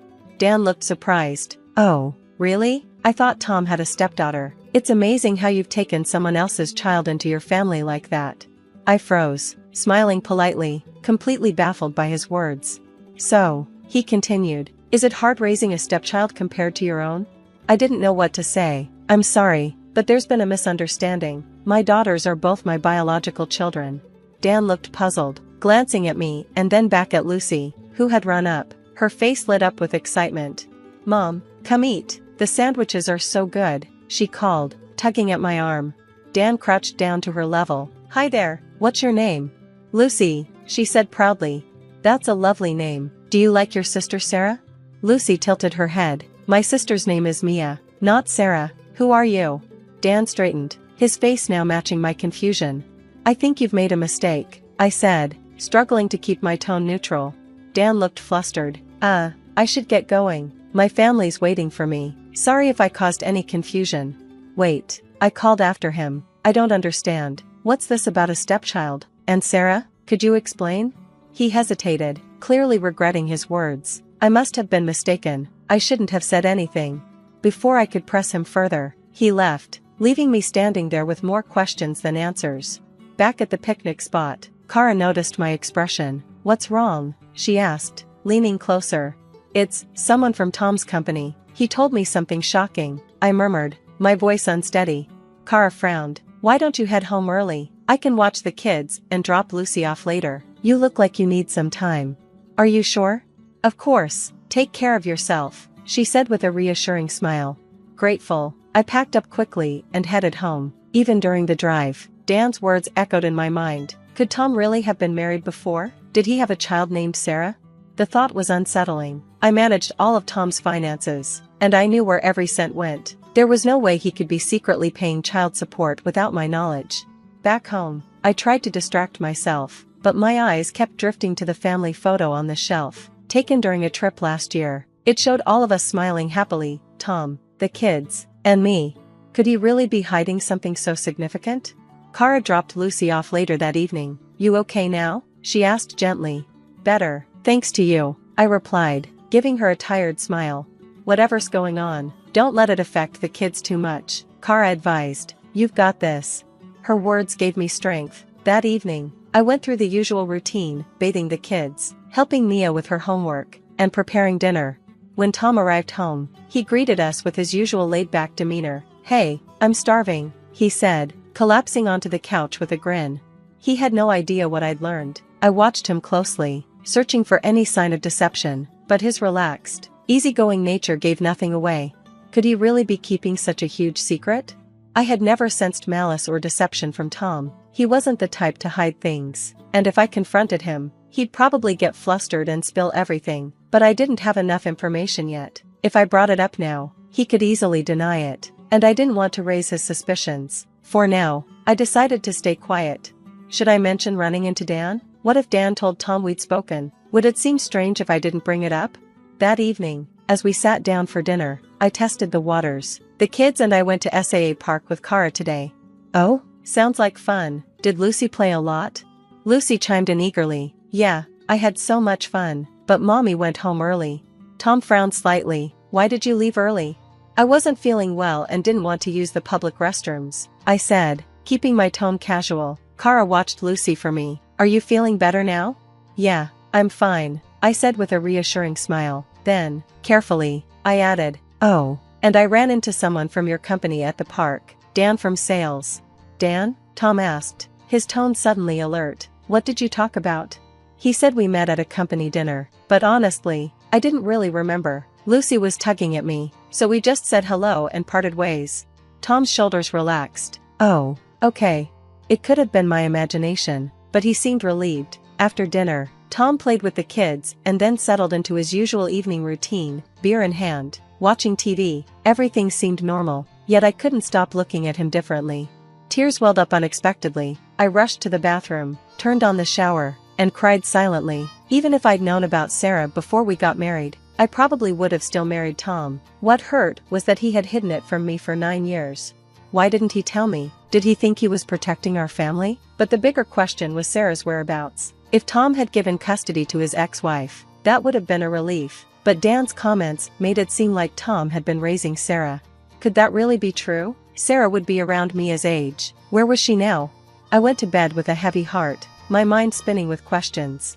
The next morning, as I was doing housework, the landline phone rang. It was unusual for it to ring, and the caller ID showed it was from Tom's office. Maybe Tom had forgotten his cell phone. Hello? I answered. Hi, Amy, this is Dan, the voice on the other end said. Dan? Thank you for your time yesterday. After thinking it over, there's some additional information I'd like to share with you. Could you give me your personal cell number? His tone was professional, probably to avoid being overheard. I hesitated, unsure of whether to trust him, but he didn't seem like a bad person. Finally, I gave him my number. Thank you. May I call you in about 10 minutes? Sure. 10 minutes later, my cell phone rang. Amy, I'm really sorry about yesterday, Dan began, his tone more urgent now. Tom just went into a meeting, so I can talk freely for a moment. I need to be quick, though. Why are you calling me? I asked, wary. This morning, Tom asked me what we talked about yesterday. How much did you tell him? I just said we exchanged a quick hello and that was it, I replied. Good, that's what I told him too, but he's still suspicious of me even saying hello to you. We need to be careful from now on. Dan's words were alarming, but I also saw an opportunity. Do you have time tomorrow morning? Could we meet at the same park we were at yesterday? There was a pause. Yes, but my wife will meet you instead. She knows more than I do. I was taken aback. Dan's wife? Why is she getting involved? She wants to explain everything. Please, just hear her out. The next day, I arrived at the park as planned. A woman was waiting for me, her posture tense but polite. Thank you for meeting me, she said as we exchanged greetings. We walked to a nearby cafe to talk in private. I'm really sorry for the trouble my husband caused you, she began. No, it's fine, I said, though I could barely contain my curiosity. But I need to know everything, please. She hesitated, then looked me directly in the eye. My name is Sarah, I'm Tom's ex-wife. I froze. Wait, what? You're Dan's wife and Tom's ex-wife? Yes, but Tom doesn't know I'm married to Dan now. The revelation was staggering. How is that even possible? Sarah took a deep breath. Tom, Dan, and I were all colleagues at the same company. We were part of a group of 8 who started together. After the company's training period, we were assigned to the same branch. During that time, Tom and I started dating. Dan was dating someone else back then and was happy for us. What happened next? After training, Tom and I moved in together, but living together exposed cracks in our relationship. Tom was friendly and easygoing, too friendly with women. A senior female colleague took a liking to him, and although he wasn't interested, my jealousy spiraled out of control. Eventually, it became too much, and he broke up with me. Sarah's hands trembled slightly as she spoke, but then I found out I was pregnant. I felt a chill, and that baby was Anna? Yes, she said softly. We got married because of the pregnancy, but it was a mistake. Tom didn't love me anymore. Our marriage fell apart quickly, and he left, taking Anna with him. He took her? How could he do that? I asked, appalled. He didn't think I was fit to raise her, and maybe he was right. I was mentally shattered at the time. After he left, I quit my job and disappeared from his life. Sarah's voice broke as she continued. A few years later, I ran into Dan. He told me Tom had remarried. He even showed me pictures of Anna. She looked happy, so I decided not to re-enter her life. I just wanted to wish her happiness from afar. But Dan seemed to think Anna was living with Tom. I said, my voice trembling. We thought she was, Sarah admitted. That's why Dan said what he did. But if she's not with Tom, then where is she? I whispered. I don't know, Sarah said, her voice heavy with grief. I don't know what to do anymore. My heart ached for her. How old is Anna now? I asked. She's 11, Sarah replied, the same age as your daughter, Mia. I couldn't let go of the question that had been gnawing at me. Was it really a coincidence that you and I met at the park? Dan hesitated. Yes, it truly was. I wanted to believe him, but my trust was fractured. It's hard to trust anyone right now. I've been with Tom for almost 10 years. And if what you're saying about Anna is true, I need to find out where she is. But part of me still wants to believe Tom wouldn't keep something like this from me. He comes home at the same time every day, spends weekends with us, and never goes anywhere alone. Could he really be hiding something this huge? Sarah's eyes filled with tears. I'm sorry, she whispered, sliding a small envelope across the table before standing to leave. My contact information is inside. If you learn anything about Anna, please let me know. She walked out of the cafe, and I stared at the envelope in front of me. My hands trembled as I opened it. Inside was a single photograph and a slip of paper with Sarah's number. The picture showed a younger Tom holding a newborn baby, smiling alongside Sarah. It was Anna. Back home, I was lost in thought, barely aware of my kids watching me. Mia tilted her head. "Mom, you dropped your rice in your soup." Snapping out of it, I smiled weakly and apologized, cleaning up the mess, but my mind couldn't quiet down. I needed a plan. If I didn't pull myself together, Tom might notice something was wrong. "How about we visit Grandma and Grandpa this weekend?" I asked, forcing a cheery tone. Mia and Lucy's faces lit up. "Grandma's house? Yay!" They started bouncing in their seats. "Sit down before you fall," I said, trying to keep the mood light. "It's just for a few days. A friend from high school wants to meet up while I'm there." Tom raised an eyebrow but shrugged. "Sure, take your time. I'll just have a lazy weekend at home." The lie came easily, though it left a bitter taste in my mouth. Tom seemed completely unbothered by my sudden plan. Was his calmness just his usual demeanor, or was it something more sinister? After dropping the kids off at my parents' house that weekend, I parked at a cafe near the train station and opened the envelope again. My chest tightened as I looked at Anna's photo. The girl in the picture was a stranger to me, but she was undeniably part of Tom's past, and possibly his present. I pulled out my phone and checked Tom's GPS location. The app showed no movement. My anxiety grew with each passing minute, but suddenly, his location changed. He was on his bike, heading away from home. I rushed to my car, following the signal. After about 30 minutes, it stopped at a small, secure apartment building. I parked a block away and walked toward the building, unsure of what I would find. Standing outside, I debated my next move. I didn't want to barge in, but I couldn't leave without answers. Desperate, I called Sarah to update her. She and Dan arrived within the hour. Just as we were deciding whether to wait longer, the building's door opened. Tom walked out, arm in arm with a tall woman. They were laughing, their body language unmistakably close. I froze, covering my mouth in shock. Dan placed a steadying hand on my shoulder as Sarah's eyes filled with tears. "That's Lisa," Sarah whispered. "She's a former colleague of Tom's. He was seeing her while we were married." I turned to her in disbelief. "So, this has been going on for over 10 years? "I don't know," Sarah said. "She left the company a while ago. Maybe they broke up and got back together. But where's Anna?" I couldn't stay silent any longer. "Tom," I called out. He flinched, spinning around to see us. His face paled when he recognized us standing together. "Amy, Sarah, Dan, what's going on? Why are you all here?" "That's what I should be asking," I shot back. "What are you doing here, Tom?" He quickly unlinked his arm from Lisa's, but it was too late. Dan had already snapped several photos. Lisa smirked. "Well, this is awkward. Hi, Amy. Nice to finally meet you. I'm Lisa. You must be the current wife." Her tone was mocking, and I felt anger bubbling inside me. "Explain yourself," I demanded. "This isn't what it looks like," Tom stammered, but his panicked expression gave him away. "Where's Anna?" Sarah asked, her voice trembling. "Is she here? Are you hiding her?" Tom sat down heavily on a nearby planter, his head in his hands. He muttered something, but we couldn't hear him until Lisa interrupted. "Oh, for heaven's sake," she snapped. "I'll tell them." We all turned to her, stunned. "Anna's fine," Lisa said, her tone dismissive. "I never wanted kids, so I made sure she was taken care of. I placed her in a children's home." "You what?" Sarah's voice cracked.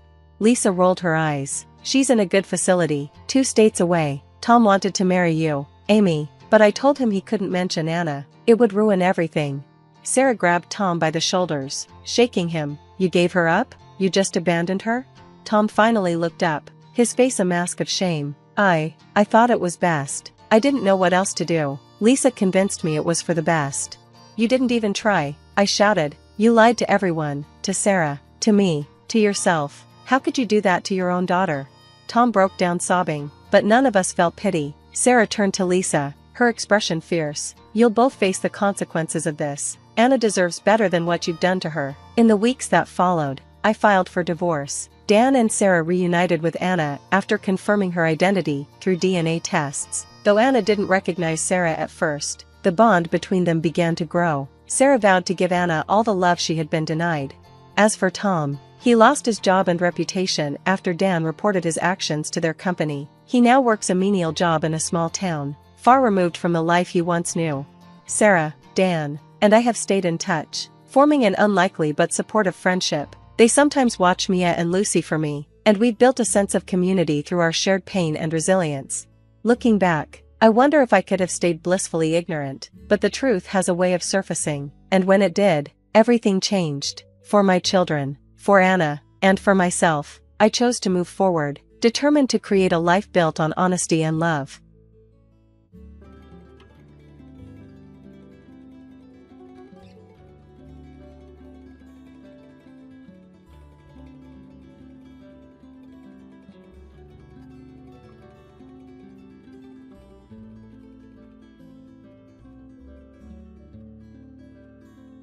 My brother invited us to stay at his place and said we wouldn't have to pay rent or bills.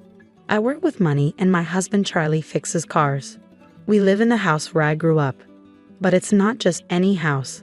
It's been in my family for a long time and used to be where my dad ran his business. My brother was supposed to take over the business, so he studied economics in college. He even went to Oxford University to learn more about running a business. After that, he came back to the US and worked with our dad for a while. When our parents retired and moved away, they gave the business to my brother and the house to me, so my husband and I decided to live there. The house is in a great spot, close to public transportation and other important places like shops, hospitals, and schools. It's perfect for us now, and even when our kids grow up and move out, we'll still be comfortable here. I'm really thankful my parents gave me this house. We were excited about our future here, but things took a bad turn unexpectedly. My mother-in-law started visiting a lot after we moved in. She kept asking about my parents' money because they used to run a business. She'd say things like, "Hey Maya, how much money do your parents have? What will you get when they pass away?" It made me uncomfortable. I didn't want to be rude, so I just said, "I'm not sure. I haven't thought about it much. They gave us this house, so maybe there won't be much money left." I tried to brush it off, but she kept pushing, saying, "That can't be true. They're getting old. They must have talked to you about their money." It seemed like she was really interested in their wealth, like she was expecting to get something. I already knew what I would inherit, but I decided not to tell her or my husband, who's close to her, to avoid any more trouble. Something really unexpected happened next. Out of nowhere, my mother-in-law and my brother-in-law's family moved into our house. It was a holiday morning around 8 a.m. when the doorbell rang. I opened it to find movers standing there. I was shocked and confused. Then my mother-in-law and brother-in-law's family showed up and said, "We're moving in here today, so take care of us." When I saw their smirking faces, I felt a shiver down my spine. My husband woke up, and when I asked him what was going on, he seemed unfazed and said, "What's the problem? There's plenty of space in this house for all of us." He acted like it was totally normal for them to move in. As if that wasn't surprising enough, my sister-in-law said something even more unbelievable. She said, "We were invited by your brother, Maya. He said we don't have to pay rent or bills, so we're counting on you." Then my brother-in-law started barging into rooms without asking and said, "This room gets good sunlight, so we'll take it, Charlie. Move all the stuff out into the hallway." I felt really dizzy after all this happened. This is my house, but they're acting like they own it, opening doors and claiming rooms. My mother-in-law and sister-in-law's family have been pretty rude for a while, especially my sister-in-law, who even went through my bag without asking. If they keep this up, they'll start taking over my space. I've had enough.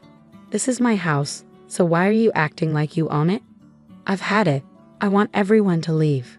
I usually keep my cool and don't raise my voice. But seeing these people move into the house my parents gave me without asking and acting like it's theirs pushed me over the edge. That's why I lost control and yelled at all three of them. But then something unexpected happened. "How dare you talk to us like that? You're the one who should leave." The moment those words were said, I felt a sharp pain on my cheek. Did I just get slapped? It took me a few seconds to realize what had happened. I was shocked. I couldn't believe it, and all I could feel was the throbbing pain on my cheek. In that moment, something inside me snapped. I can't live with people who would do something like that, but this house belongs to me. I don't want them living here like parasites, so I decided to pack my things and leave, planning to tell my family about what happened. I needed to find a place far away from here, so I rented a monthly apartment for now. I'll have to commute to work from there. As soon as I told my parents about what happened over the phone, I could sense their anger. even from a distance, especially from my dad. He's always been very caring and has adored me and my brother. As a CEO, he was strict, but as a father, he was always kind and ready to help us out of any trouble. I didn't want to drag my parents, who were just about to retire, into this mess, but I had no choice because my rightful home was being taken away from me. While I stayed in the monthly apartment, I was sure that my husband and his family were making themselves comfortable in my house. So I decided to take action based on suggestions from my brother and father. A few days later, during my break, I checked my phone and saw dozens of missed calls and messages from my husband. I knew exactly why he was trying to reach me. I took action and called the water and electric companies to shut off the utilities. Our house relies completely on electricity, and without it, nothing works. We haven't set up solar panels yet, so there's no other way to get power. Since it's really hot right now, living without electricity and water must be tough. My husband's calls were probably about dealing with this situation. Just as I was about to ignore his call, my husband rang again, perfectly timed with my break. "Hey, what's going on?" "There's no power, and the water isn't running." "Did you cut off the electricity and water?" I could tell from his voice that he was in a panic. The house belongs to me, so now that I'm not living there, it wouldn't make sense to keep the electricity and water running, right? That's why I have them shut off. If I kept the utilities on, I'd have to pay the bills even though I'm not living there. I can't agree to that, so I naturally had them turned off. When I explained this to my husband, he got really angry and insisted that I turn the services back on right away. But just because he wants me to doesn't mean I'm going to agree. I get it. If they want to renew the services, they should pay for it themselves. But whenever this comes up, they always say things like, "It's your house, so you should foot the bill." Their words and actions don't match. Anyway, I have no plans to renew the contract or tell them to leave the house immediately. I simply hung up the phone after saying that as my break was ending. Later on, my mother-in-law, sister-in-law, and brother-in-law all called me saying the same thing. They wanted me to reconnect the electricity and water because their room was too hot and uncomfortable, and it was inconvenient without water. But these were their problems, not mine. After listening to their complaints, I told them to deal with it themselves and hung up. I thought they were just being greedy and hoped they'd give up and leave soon. Even after a week went by, there was no sign of them leaving. So I decided to take stronger action. I talked to a lawyer from my father's company about the situation and asked him to send a notice to my husband. The notice was about trespassing.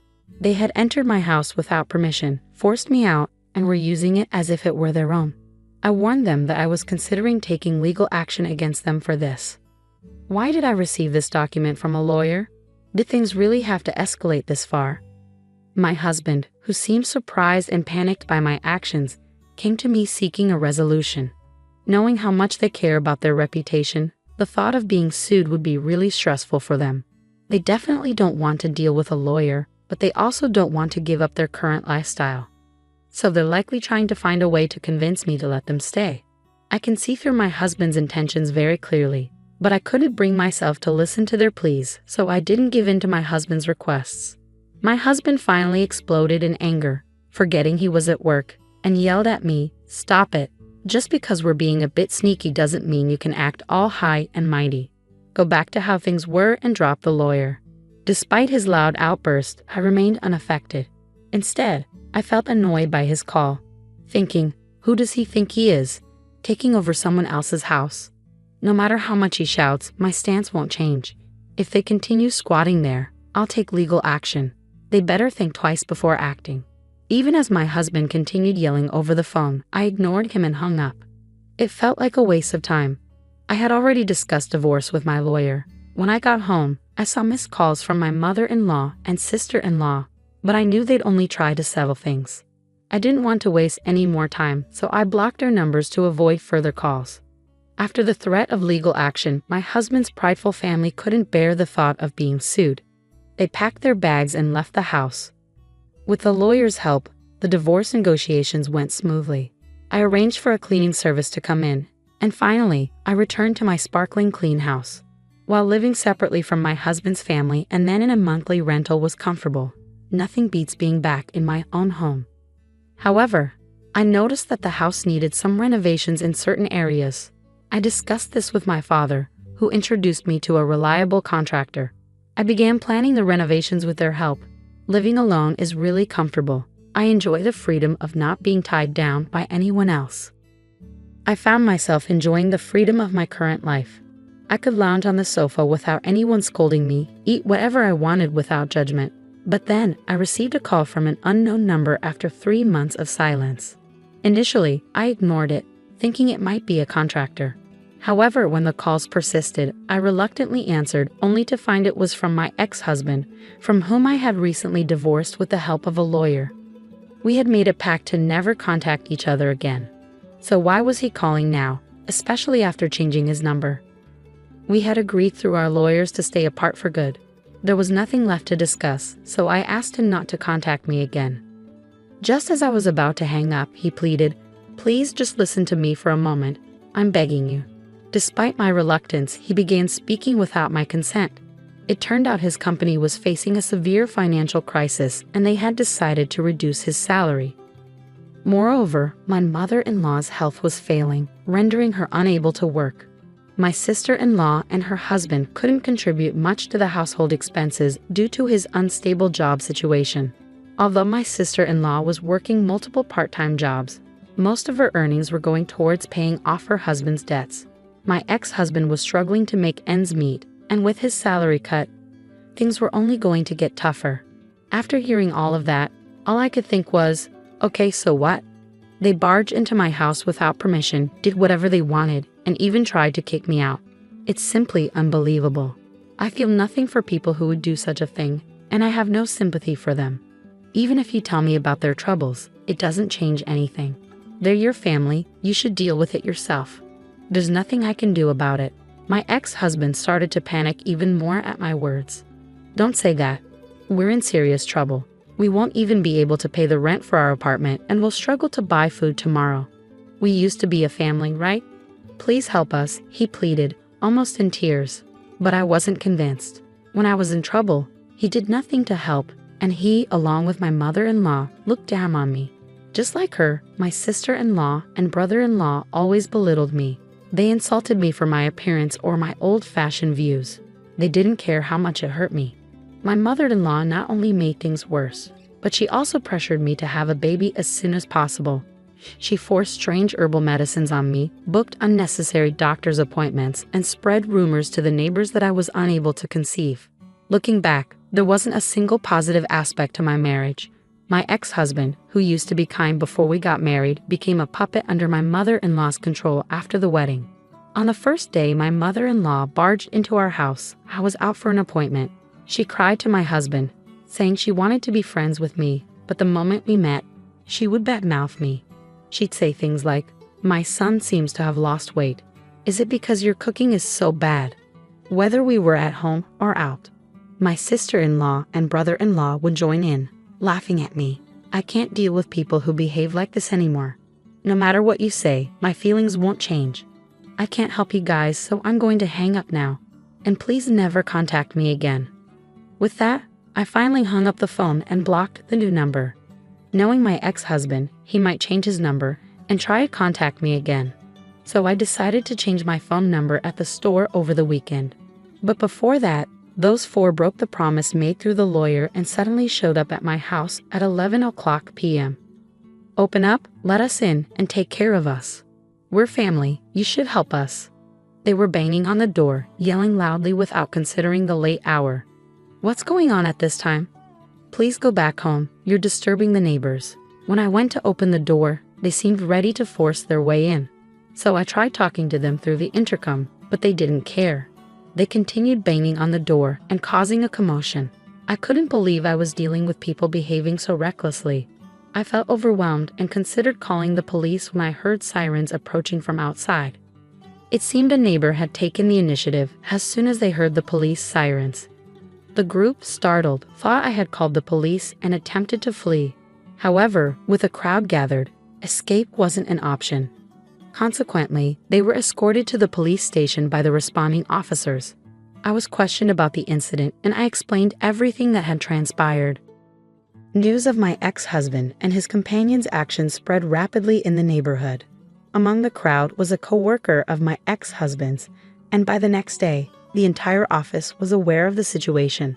Already struggling due to a salary reduction, getting the police involved sealed my ex-husband's fate with his employer. He was fired, unable to afford his apartment rent anymore. Financial strain created tension between him and his sister's family, leading to their shared living arrangement coming to an end. Now, Charlie resides in public housing with his mother, working multiple part-time jobs to get by. Even his mother has taken on part-time work, eager to contribute financially.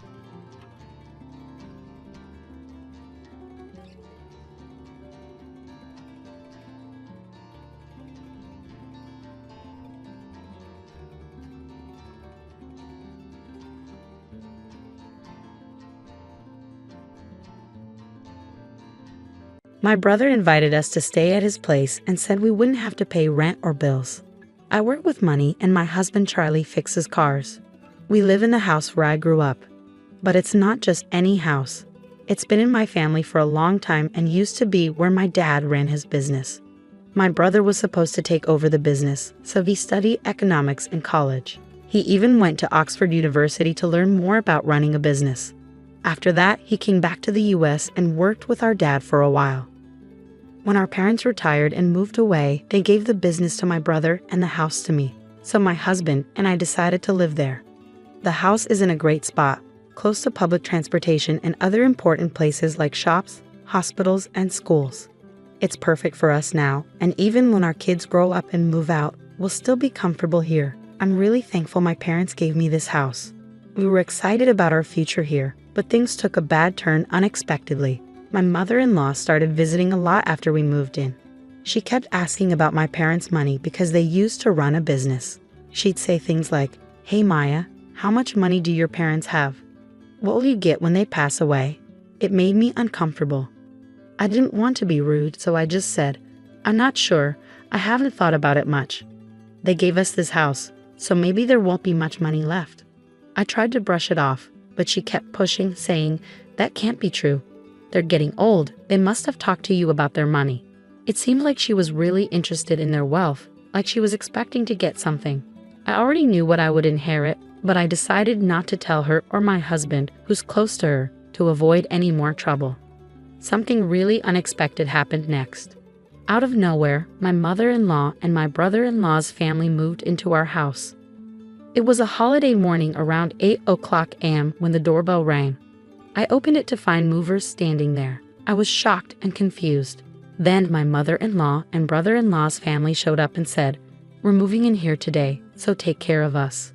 When I saw their smirking faces, I felt a shiver down my spine. My husband woke up, and when I asked him what was going on, he seemed unfazed and said, "What's the problem? There's plenty of space in this house for all of us." He acted like it was totally normal for them to move in. As if that wasn't surprising enough, my sister-in-law said something even more unbelievable. She said, "We were invited by your brother, Maya. He said we don't have to pay rent or bills, so we're counting on you." Then my brother-in-law started barging into rooms without asking and said, "This room gets good sunlight, so we'll take it, Charlie. Move all the stuff out into the hallway." I felt really dizzy after all this happened. This is my house, but they're acting like they own it, opening doors and claiming rooms. My mother-in-law and sister-in-law's family have been pretty rude for a while, especially my sister-in-law, who even went through my bag without asking. If they keep this up, they'll start taking over my space. I've had enough. This is my house, so why are you acting like you own it? I've had it. I want everyone to leave. I usually keep my cool and don't raise my voice. But seeing these people move into the house my parents gave me without asking and acting like it's theirs pushed me over the edge. That's why I lost control and yelled at all three of them. But then something unexpected happened. "How dare you talk to us like that? You're the one who should leave." The moment those words were said, I felt a sharp pain on my cheek. Did I just get slapped? It took me a few seconds to realize what had happened. I was shocked. I couldn't believe it, and all I could feel was the throbbing pain on my cheek. In that moment, something inside me snapped.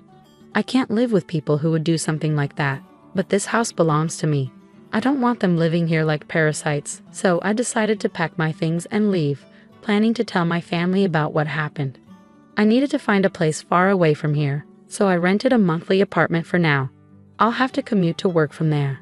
As soon as I told my parents about what happened over the phone, I could sense their anger, even from a distance, especially from my dad. He's always been very caring and has adored me and my brother. As a CEO, he was strict, but as a father, he was always kind and ready to help us out of any trouble. I didn't want to drag my parents, who were just about to retire, into this mess, but I had no choice because my rightful home was being taken away from me. While I stayed in the monthly apartment, I was sure that my husband and his family were making themselves comfortable in my house. So I decided to take action based on suggestions from my brother and father. A few days later, during my break, I checked my phone and saw dozens of missed calls and messages from my husband. I knew exactly why he was trying to reach me. I took action and called the water and electric companies to shut off the utilities. Our house relies completely on electricity, and without it, nothing works. We haven't set up solar panels yet, so there's no other way to get power. Since it's really hot right now, living without electricity and water must be tough. My husband's calls were probably about dealing with this situation. Just as I was about to ignore his call, my husband rang again, perfectly timed with my break. "Hey, what's going on?" "There's no power, and the water isn't running." "Did you cut off the electricity and water?" I could tell from his voice that he was in a panic. The house belongs to me, so now that I'm not living there, it wouldn't make sense to keep the electricity and water running, right? That's why I have them shut off. If I kept the utilities on, I'd have to pay the bills even though I'm not living there. I can't agree to that, so I naturally had them turned off. When I explained this to my husband, he got really angry and insisted that I turn the services back on right away. But just because he wants me to doesn't mean I'm going to agree. I get it. If they want to renew the services, they should pay for it themselves. But whenever this comes up, they always say things like, "It's your house, so you should foot the bill." Their words and actions don't match. Anyway, I have no plans to renew the contract or tell them to leave the house immediately. I simply hung up the phone after saying that as my break was ending. Later on, my mother-in-law, sister-in-law, and brother-in-law all called me saying the same thing. They wanted me to reconnect the electricity and water because their room was too hot and uncomfortable, and it was inconvenient without water. But these were their problems, not mine. After listening to their complaints, I told them to deal with it themselves and hung up. I thought they were just being greedy and hoped they'd give up and leave soon. Even after a week went by, there was no sign of them leaving. So I decided to take stronger action. I talked to a lawyer from my father's company about the situation and asked him to send a notice to my husband. The notice was about trespassing. They had entered my house without permission, forced me out, and were using it as if it were their own. I warned them that I was considering taking legal action against them for this. Why did I receive this document from a lawyer? Did things really have to escalate this far? My husband, who seemed surprised and panicked by my actions, came to me seeking a resolution. Knowing how much they care about their reputation, the thought of being sued would be really stressful for them. They definitely don't want to deal with a lawyer, but they also don't want to give up their current lifestyle. So they're likely trying to find a way to convince me to let them stay. I can see through my husband's intentions very clearly, but I couldn't bring myself to listen to their pleas, so I didn't give in to my husband's requests. My husband finally exploded in anger, forgetting he was at work, and yelled at me, "Stop it. Just because we're being a bit sneaky doesn't mean you can act all high and mighty. Go back to how things were and drop the lawyer." Despite his loud outburst, I remained unaffected. Instead, I felt annoyed by his call, thinking, who does he think he is, taking over someone else's house? No matter how much he shouts, my stance won't change. If they continue squatting there, I'll take legal action. They better think twice before acting. Even as my husband continued yelling over the phone, I ignored him and hung up. It felt like a waste of time. I had already discussed divorce with my lawyer. When I got home, I saw missed calls from my mother-in-law and sister-in-law, but I knew they'd only try to settle things. I didn't want to waste any more time, so I blocked their numbers to avoid further calls. After the threat of legal action, my husband's prideful family couldn't bear the thought of being sued. They packed their bags and left the house. With the lawyer's help, the divorce negotiations went smoothly. I arranged for a cleaning service to come in, and finally, I returned to my sparkling clean house. While living separately from my husband's family and then in a monthly rental was comfortable, nothing beats being back in my own home. However, I noticed that the house needed some renovations in certain areas. I discussed this with my father, who introduced me to a reliable contractor. I began planning the renovations with their help. Living alone is really comfortable. I enjoy the freedom of not being tied down by anyone else. I found myself enjoying the freedom of my current life. I could lounge on the sofa without anyone scolding me, eat whatever I wanted without judgment. But then, I received a call from an unknown number after 3 months of silence. Initially, I ignored it, thinking it might be a contractor. However, when the calls persisted, I reluctantly answered, only to find it was from my ex-husband, from whom I had recently divorced with the help of a lawyer. We had made a pact to never contact each other again. So why was he calling now, especially after changing his number? We had agreed through our lawyers to stay apart for good. There was nothing left to discuss, so I asked him not to contact me again. Just as I was about to hang up, he pleaded, "Please just listen to me for a moment. I'm begging you." Despite my reluctance, he began speaking without my consent. It turned out his company was facing a severe financial crisis and they had decided to reduce his salary. Moreover, my mother-in-law's health was failing, rendering her unable to work. My sister-in-law and her husband couldn't contribute much to the household expenses due to his unstable job situation. Although my sister-in-law was working multiple part-time jobs, most of her earnings were going towards paying off her husband's debts. My ex-husband was struggling to make ends meet, and with his salary cut, things were only going to get tougher. After hearing all of that, all I could think was, okay, so what? They barged into my house without permission, did whatever they wanted, and even tried to kick me out. It's simply unbelievable. I feel nothing for people who would do such a thing, and I have no sympathy for them. Even if you tell me about their troubles, it doesn't change anything. They're your family, you should deal with it yourself. There's nothing I can do about it. My ex-husband started to panic even more at my words. Don't say that. We're in serious trouble. We won't even be able to pay the rent for our apartment and will struggle to buy food tomorrow. We used to be a family, right? Please help us, he pleaded, almost in tears. But I wasn't convinced. When I was in trouble, he did nothing to help, and he, along with my mother-in-law, looked down on me. Just like her, my sister-in-law and brother-in-law always belittled me. They insulted me for my appearance or my old-fashioned views. They didn't care how much it hurt me. My mother-in-law not only made things worse, but she also pressured me to have a baby as soon as possible. She forced strange herbal medicines on me, booked unnecessary doctor's appointments, and spread rumors to the neighbors that I was unable to conceive. Looking back, there wasn't a single positive aspect to my marriage. My ex-husband, who used to be kind before we got married, became a puppet under my mother-in-law's control after the wedding. On the first day my mother-in-law barged into our house, I was out for an appointment. She cried to my husband, saying she wanted to be friends with me, but the moment we met, she would badmouth me. She'd say things like, "My son seems to have lost weight. Is it because your cooking is so bad?" Whether we were at home or out, my sister-in-law and brother-in-law would join in, laughing at me. I can't deal with people who behave like this anymore. No matter what you say, my feelings won't change. I can't help you guys, so I'm going to hang up now. And please never contact me again. With that, I finally hung up the phone and blocked the new number. Knowing my ex-husband, he might change his number and try to contact me again. So I decided to change my phone number at the store over the weekend. But before that, those four broke the promise made through the lawyer and suddenly showed up at my house at 11 o'clock p.m. Open up, let us in, and take care of us. We're family, you should help us. They were banging on the door, yelling loudly without considering the late hour. What's going on at this time? Please go back home, you're disturbing the neighbors. When I went to open the door, they seemed ready to force their way in. So I tried talking to them through the intercom, but they didn't care. They continued banging on the door and causing a commotion. I couldn't believe I was dealing with people behaving so recklessly. I felt overwhelmed and considered calling the police when I heard sirens approaching from outside. It seemed a neighbor had taken the initiative as soon as they heard the police sirens. The group, startled, thought I had called the police and attempted to flee. However, with a crowd gathered, escape wasn't an option. Consequently, they were escorted to the police station by the responding officers. I was questioned about the incident and I explained everything that had transpired.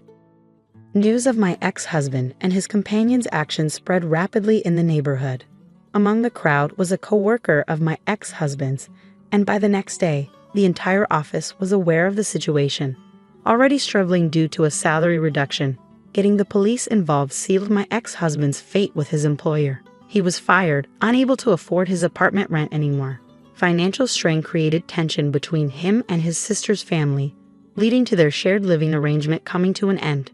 Now, Charlie resides in public housing with his mother, working multiple part-time jobs to get by. Even his mother has taken on part-time work, eager to contribute financially.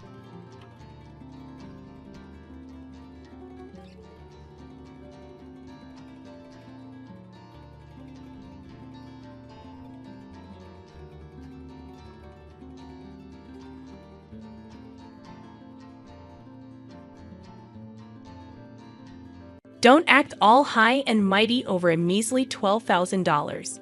You're useless. Try cutting off your financial support and see if I care. Even though I've been sending money to my brother and his wife for 10 years, why do they have to berate me like this? Fine by me. With that, I firmly hung up the phone. They should be the ones worried, not me. I won't help them anymore, no matter what happens. My name is Angela. I live with my husband Niles and our son Seth. Niles is incredibly kind. He actively helps around the house and spends quality time with Seth. I've been living a happy life, but I have a concern. It's about my older brother Freddie and his wife Isla, who live in our family home.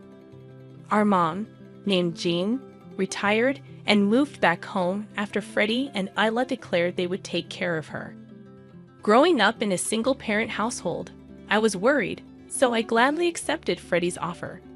To show my gratitude, I've been sending Mom $12,000 every month. But things seemed off after Freddie and Isla started managing the money. Whenever I forgot to send the money, Isla would angrily call me. Each time, I'd rush to transfer the funds. Mom's behavior also seemed strange lately. She's been distant on the phone, often comparing me to Freddie. Freddie has always struggled academically and isn't athletic. Mom used to complain about how Freddie didn't study as much as I did, but now the tables have turned. I didn't understand why Mom's attitude changed, but I never stopped the financial support. At the beginning of a new month, Isla calls my cell phone as usual. "Did you forget this month's money? What's the deal?" she scolds. "I'm sorry. I'll transfer it right away." "You're so clumsy. How do you even manage to raise a child?" Isla berated me, urging me to transfer the money quickly. I felt like I was being extorted and uneasy about the whole situation. Is this how financial support is supposed to work? Isla's aggressive behavior started when she first met our family. The first time she saw me, she scoffed. "Who's this plain girl?" "Freddie's sister." "No way." I was taken aback. I never expected such a comment from someone I just met. Mom defended me, and I remember that clearly. Isla's attire was a miniskirt and a flashy leopard print jacket. "Isn't it inappropriate to wear that to meet your fiance's family?" I thought so, but I didn't say anything. Isla's behavior only escalated from there. I vented to my husband, who was also upset. I found solace, but the idea of having her as family was disconcerting. However, Freddie wasn't the most sensible person either, so I assumed I'd get used to it. Their behavior worsened after moving into the family home. I wondered if Mom was okay living with them, but with work and raising Seth, I couldn't visit Mom and was left in the dark about the details of her well-being. Amidst our busy lives, Mom suddenly called at the end of the month as usual. I had just dropped my son off at the child care center and was about to head to work when I received a phone call from her. "What's wrong?" I asked, but Mom sounded furious. When I asked her to explain, she said something outrageous. "Where's this month's money?" I was shocked. I had already sent the money at the beginning of the month. I told her I transferred it to Freddie's account, but she angrily claimed she hadn't received it. Surprised, I asked her to check again, but she wouldn't listen. "You've become so irresponsible after all I did to raise you. Right now, you're sending less money. You're so ungrateful." I did send the $12,000. Enough excuses. Send the $12,000 now. If I don't get it next month, I'll cut ties with you. Learn from Freddie. He always sends $500 on time. Why am I expected to send $1.02 to 000 when Freddie only sends $500? Angry, I yelled back that I did send the money and hung up. It might have been a bit childish, but I wanted to be clear about the money. If Mom's going to unfairly scold me again next month, I need to check in with my brother. There's a chance his wife is up to something. Determined, I headed to work, my footsteps echoing with frustration. The next month, as usual, I got a call from my sister-in-law. Did you forget this month? I always tell you to transfer at the beginning of the month, don't I? I asked her about Mom's behavior last month, to which she responded, "Oh, she might have been a bit upset, but I leave everything about Mom to Freddie. If you're concerned, ask him. More importantly, make sure you transfer the $1.02 to 000. Got it?" She hung up without waiting for an answer. Taking her advice, I decided to contact my brother. "Hey, I wanted to talk about Mom," I said. He responded with annoyance. "What now?" I told him about the angry call from Mom last month and how she was upset about not receiving the money. To my shock, he said, "We're struggling too. Since moving back home, we decided to give Mom $500 from your $12,000 and $500 from my salary. We used the rest this month. We had some extra expenses, so we used all of your $1.02 to 000.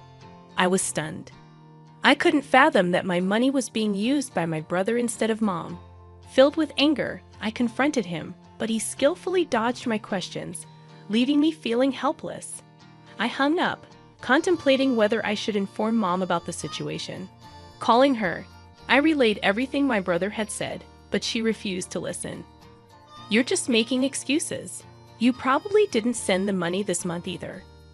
I sacrificed so much for you, and this is how you repay me," Mom said, tears streaming down her face. Feeling helpless, I asked Mom to switch to a video call to prove that I had properly transferred $12,000. Mom hesitated but eventually switched to a video call. I displayed my bank card with the transaction history, hoping she would understand. However, Mom remained skeptical. "You probably faked this. I heard on the news that it's easy to make these things now. Just pay this month's amount, and we'll talk after that," she insisted. I transferred the $12,000, hoping that it would resolve the issue. Mom, acting high and mighty, demanded to see my brother's bank card as well before hanging up. Trusting Mom and my brother, I transferred the money for the current month, believing that she would realize I was right. However, a few days later, I received another angry call from Mom. Confused, I waited for her to explain. She angrily claimed that she hadn't received the money for this month and was struggling to make ends meet. I insisted that I transferred the money on the day I called her and suggested checking with my brother. When I called my brother, he responded gruffly, claiming that Isla had the bank card, and it was none of my business how they used the money. Frustrated, I contacted my sister-in-law, who nervously laughed and admitted, "Oops, got caught. I saw the transfer from you and immediately withdrew the $12,000 to buy a designer bag. I plan to repay it soon, but I work part-time and haven't received my paycheck yet." I was incredulous. That money was intended for Mom, not for their leisure. Angrily, I demanded she return the $12,000. However, my sister-in-law snapped back, "Don't act all high and mighty over just $1.02 to 000. You're useless. You're a full-time worker. You must have more money. Just transfer another $1.02 to 000. I was furious. I couldn't believe my money was being used like this. That weekend, I went straight to my parents' house, and my brother and sister-in-law seemed surprised by my sudden visit. Mom welcomed me in, asking if I brought the money. I stated that I had transferred the money and wanted to confirm it, intending to see my brother's bank card. When I confronted my sister-in-law, she made a disgusted face. "Ila, you have the bank card, right? Show it to me." "Why should I show it to you?" Because I transferred $12,000 to my brother's account, I insisted. However, she refused to show me. You said you'd return it, right? You've received your paycheck by now, haven't you? When I glared at her, she tried to dodge the question. You're trying to blame me for not transferring, aren't you? I've transferred it properly. As we argued, Mom shouted in anger, Angela, enough. I thought you brought the money. La would never misuse it. She pushed me towards the door. If you came here for that, then go home. You're no longer my daughter. In my anger, I retorted, fine, I'll stop sending money. You might not know, but my brother and his wife aren't as good as you think. They told me they only give you $500 out of the $1 and 2 cents the 000 I send. They're deceiving you. You're lying. Then I won't send money anymore, I declared. My brother sneered. Go ahead and stop. If you do, we're done. Gladly, I left my family home with those words. I'm done. I won't help them anymore, no matter what happens. When I told my husband about what happened at my family home, he comforted me, saying, Angela, you've been sending $12,000 for 10 years. It's okay to stop. Don't worry about it. Plus, your brother and his wife are there, right? They'll manage somehow. You're right. I'm sorry it came to this. It's okay. It's not your fault. Besides, sending money is a gesture of goodwill, right? Everyone's an adult. If they wanted to, they could get full-time jobs. You don't need to worry about them. Hearing that from my husband, I felt reassured. Right. Sending money is a matter of goodwill. My brother is an adult and has ways to earn money. I don't need to support my brother and Mom's life, nor should I be forced to. I guess I've always felt obligated because I've been cleaning up after my brother and Mom's mistakes for so long. I've always wondered why you had to take care of your family and brother. It seems strange, but I thought you were okay with it. Then it was fine. But now your family is me and Seth, right? You can help your family and brother if something happens. But you don't need to guarantee their livelihood every month. Hearing that from my husband felt like a weight had been lifted off my shoulders. Then, in the middle of the next month, my mobile phone rang incessantly. It was my brother and his wife. I had planned to sever ties with them, so I was curious about the call. Hello? Why didn't you send money this month? I told you I'd stop. Besides, you don't need it. You have each other, huh? Are you sure about that? We're done. I have nothing to do with you anymore, I said, hanging up. That evening, my sister-in-law was waiting outside my house when I returned from work, holding my son's hand. I was taken aback as she approached me aggressively, berating me in the hallway of my condo. Do you think you can get away with this? What do you mean? We've cut ties. Don't come here again. Hearing that, she stomped her foot in anger, yelling and cursing. Someone from the neighborhood must have called the police because they arrived shortly after. She was taken away by the police. In disbelief, I immediately called my brother. Lus stormed into your place and got arrested. Why did that happen? It's cruel of you to call the police. We're family. I didn't call them. Someone else did. Can you please have her stop asking for money? It's a bad influence on my son, and I don't want anything to do with you anymore. When I firmly responded, my brother went silent and then began pleading in a weak voice. Look, I work part-time, and Ula works part-time too. Mom's pension is small, and we can't live without your $12,000. You get that right. Most of the $12,000 goes to La's leisure, so you should be fine, right? No, it's not like that. Sure, she spends a bit recklessly. But we need the $12,000 for our lives. Please send it this month. Why should I support you? You probably only give Mom $500 anyway, I replied, hanging up. I decided never to answer calls from my brother or sister-in-law again. I received many texts from my brother, but I only looked at them and ignored them. My sister-in-law kept trying to contact me, which was annoying. But maybe because she was arrested, she didn't come to my house. A few months later, I finally got a call from Mom. Angela, Freddie hasn't been giving me money lately. I'm struggling. I was mad before, but I realized I only have you. Mom's voice sounded weak. She then started complaining about how my brother and his wife had been treating her lately. They're terrible. They don't even give me $500 now, and they're living off of my pension. I told them to get full-time jobs if they need money, but they don't listen. Lud is hardly ever home. What should I do? Mom began to cry in a heartbroken voice. However, I didn't feel sympathy for her. I had trusted both Mom and my brother, but they betrayed me. On top of that, they told me we were done to begin with. I went to college without borrowing money from Mom. I even paid off my brother's student loans that Mom had been burdened with. That's more than enough. Mom, if you don't want your pension taken by them, why not kick them out of the house? They're adults. They can manage on their own. I gave that piece of advice and ended the call with Mom. She seemed to want to say more, but I had made up my mind not to get involved. They can figure things out on their own. I have my own challenges to deal with. In the end, it seems Mom kicked out my brother and his wife because of their terrible attitude. Having been evicted, they apparently moved into an old apartment. Since that incident, Mom hasn't been very involved in my life, perhaps feeling awkward. Once my brother called, he kept trying to contact me, and when I answered, he said they were in debt because of his wife's excessive spending. He asked for help, but I ignored him. I no longer see Mom, but I live happily with my son and husband.